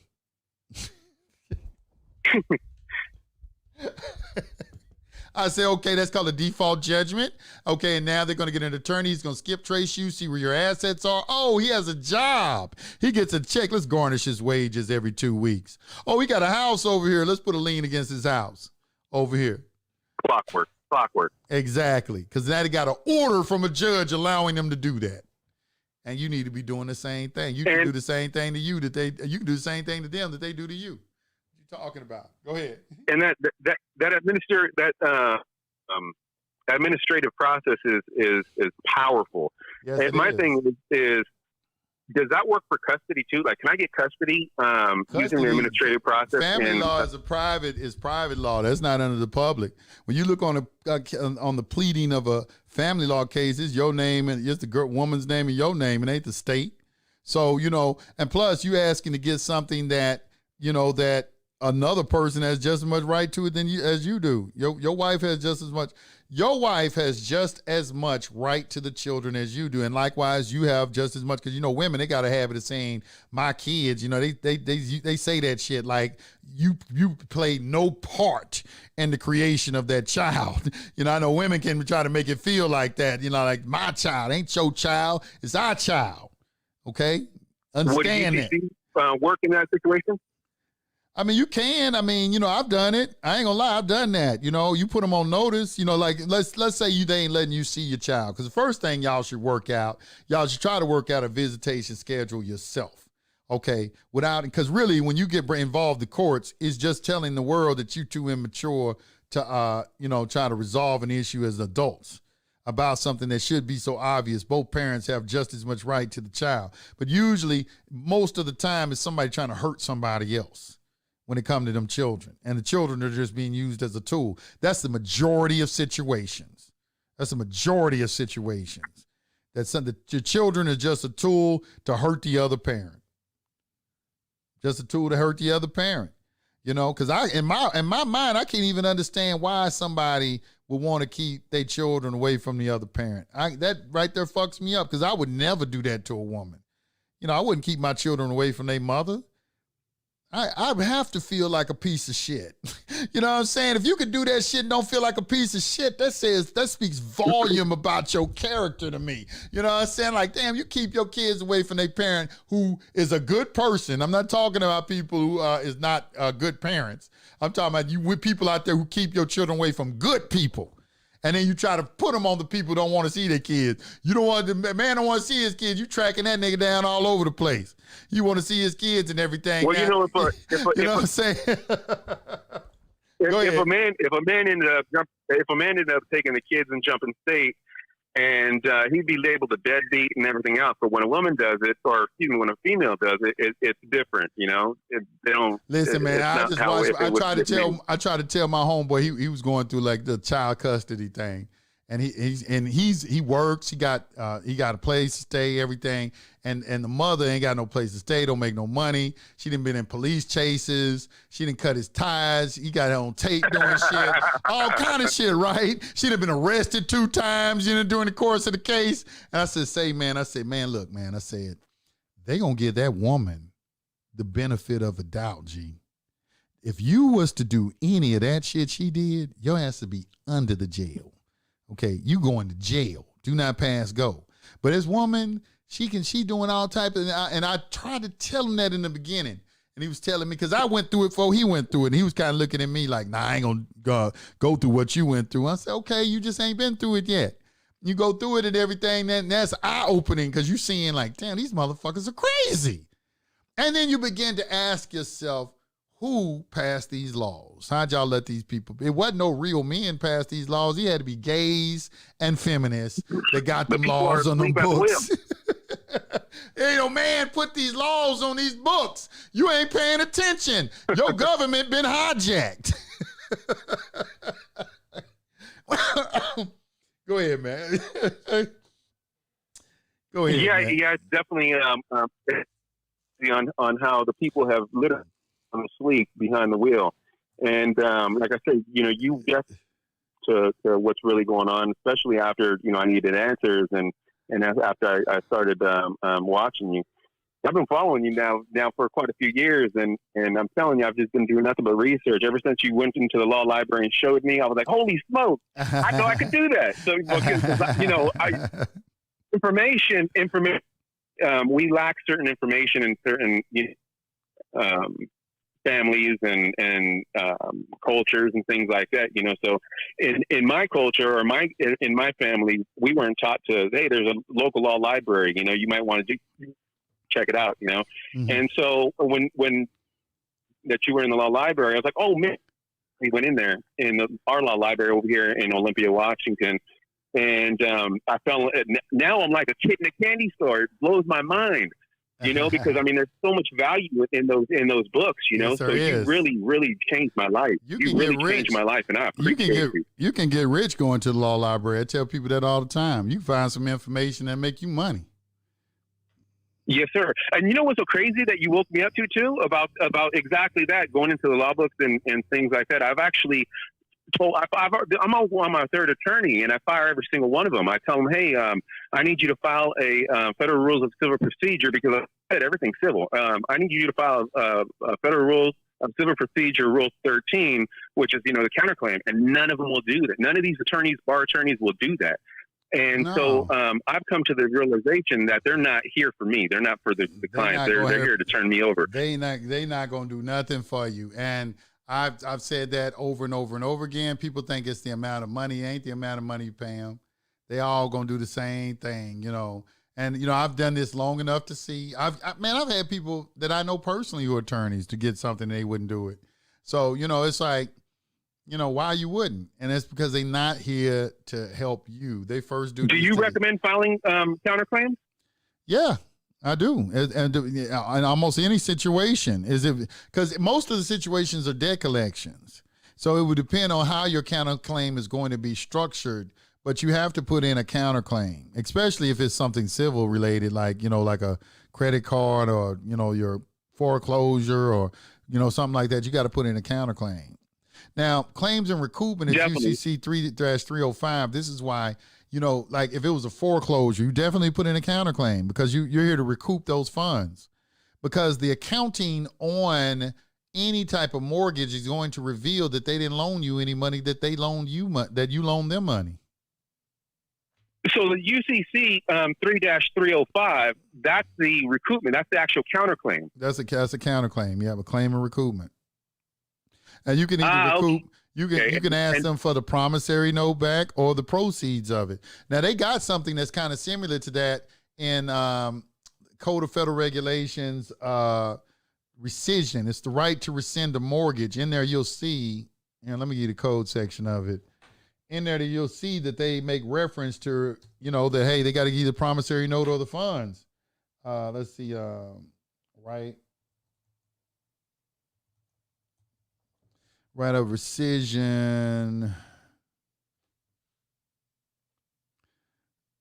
And it's in the Code of Federal Regulations, I think. Yeah, it is. Let me see what code section this is. This is Consumers' Right to Rescind 1026.23.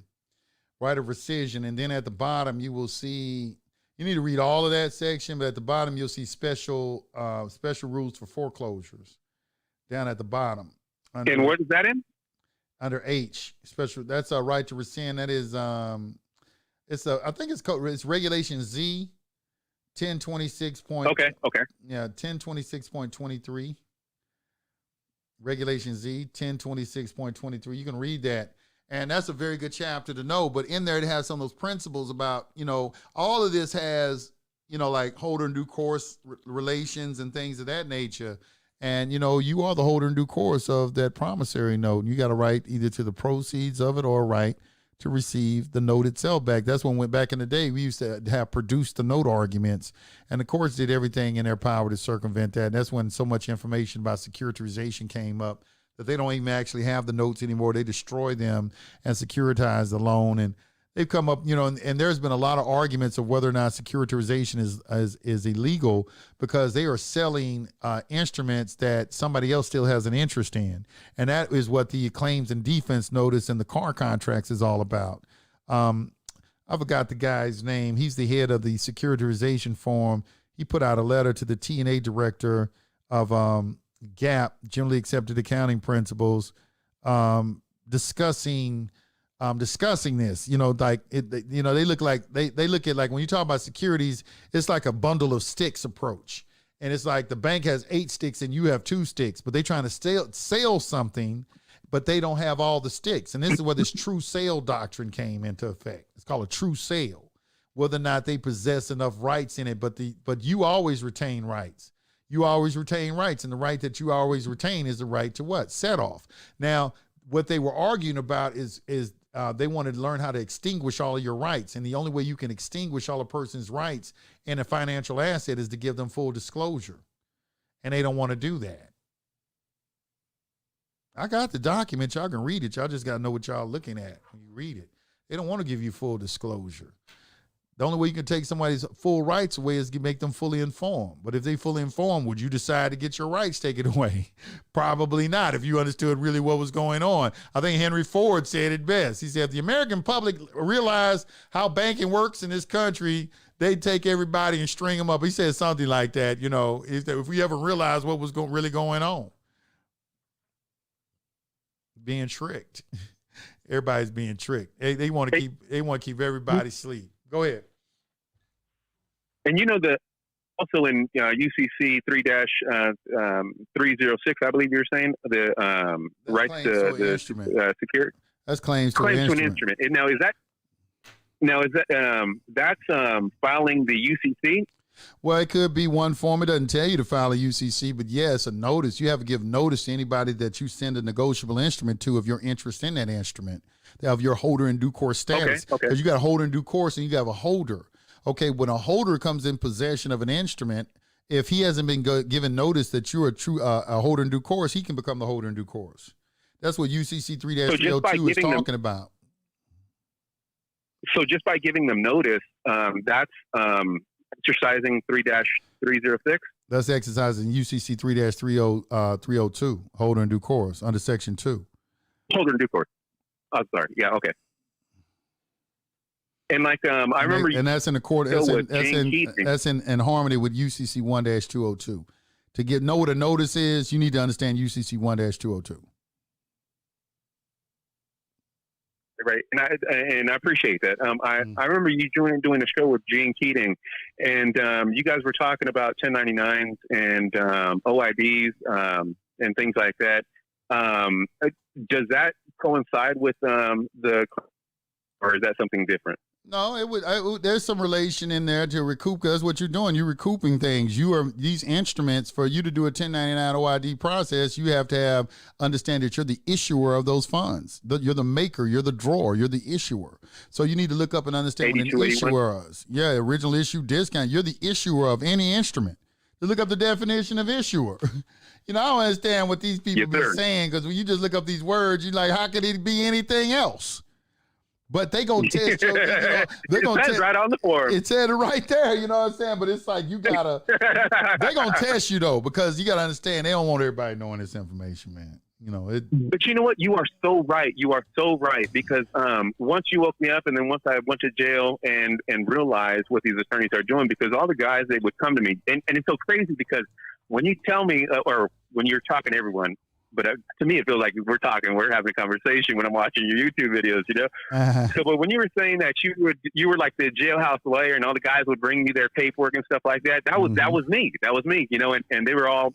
So then one thing that I found out though, but everything is a system. So everything's, all you got to do is just replace the name, the case number, and whatever charge, and okay, and you read the forms quick, you become good at them, and So doing that and learning what's going on, it's so corrupt. They don't want us to know anything, No. And they try hard not to allow you to represent yourself in court, because that's going against their interests, And it's so crazy on how they hide information right straight in our face and things. Everything that you said is true, 100% true. It is. They're only able to hide it because you get an attorney, and the attorneys are going to make sure that it never comes out.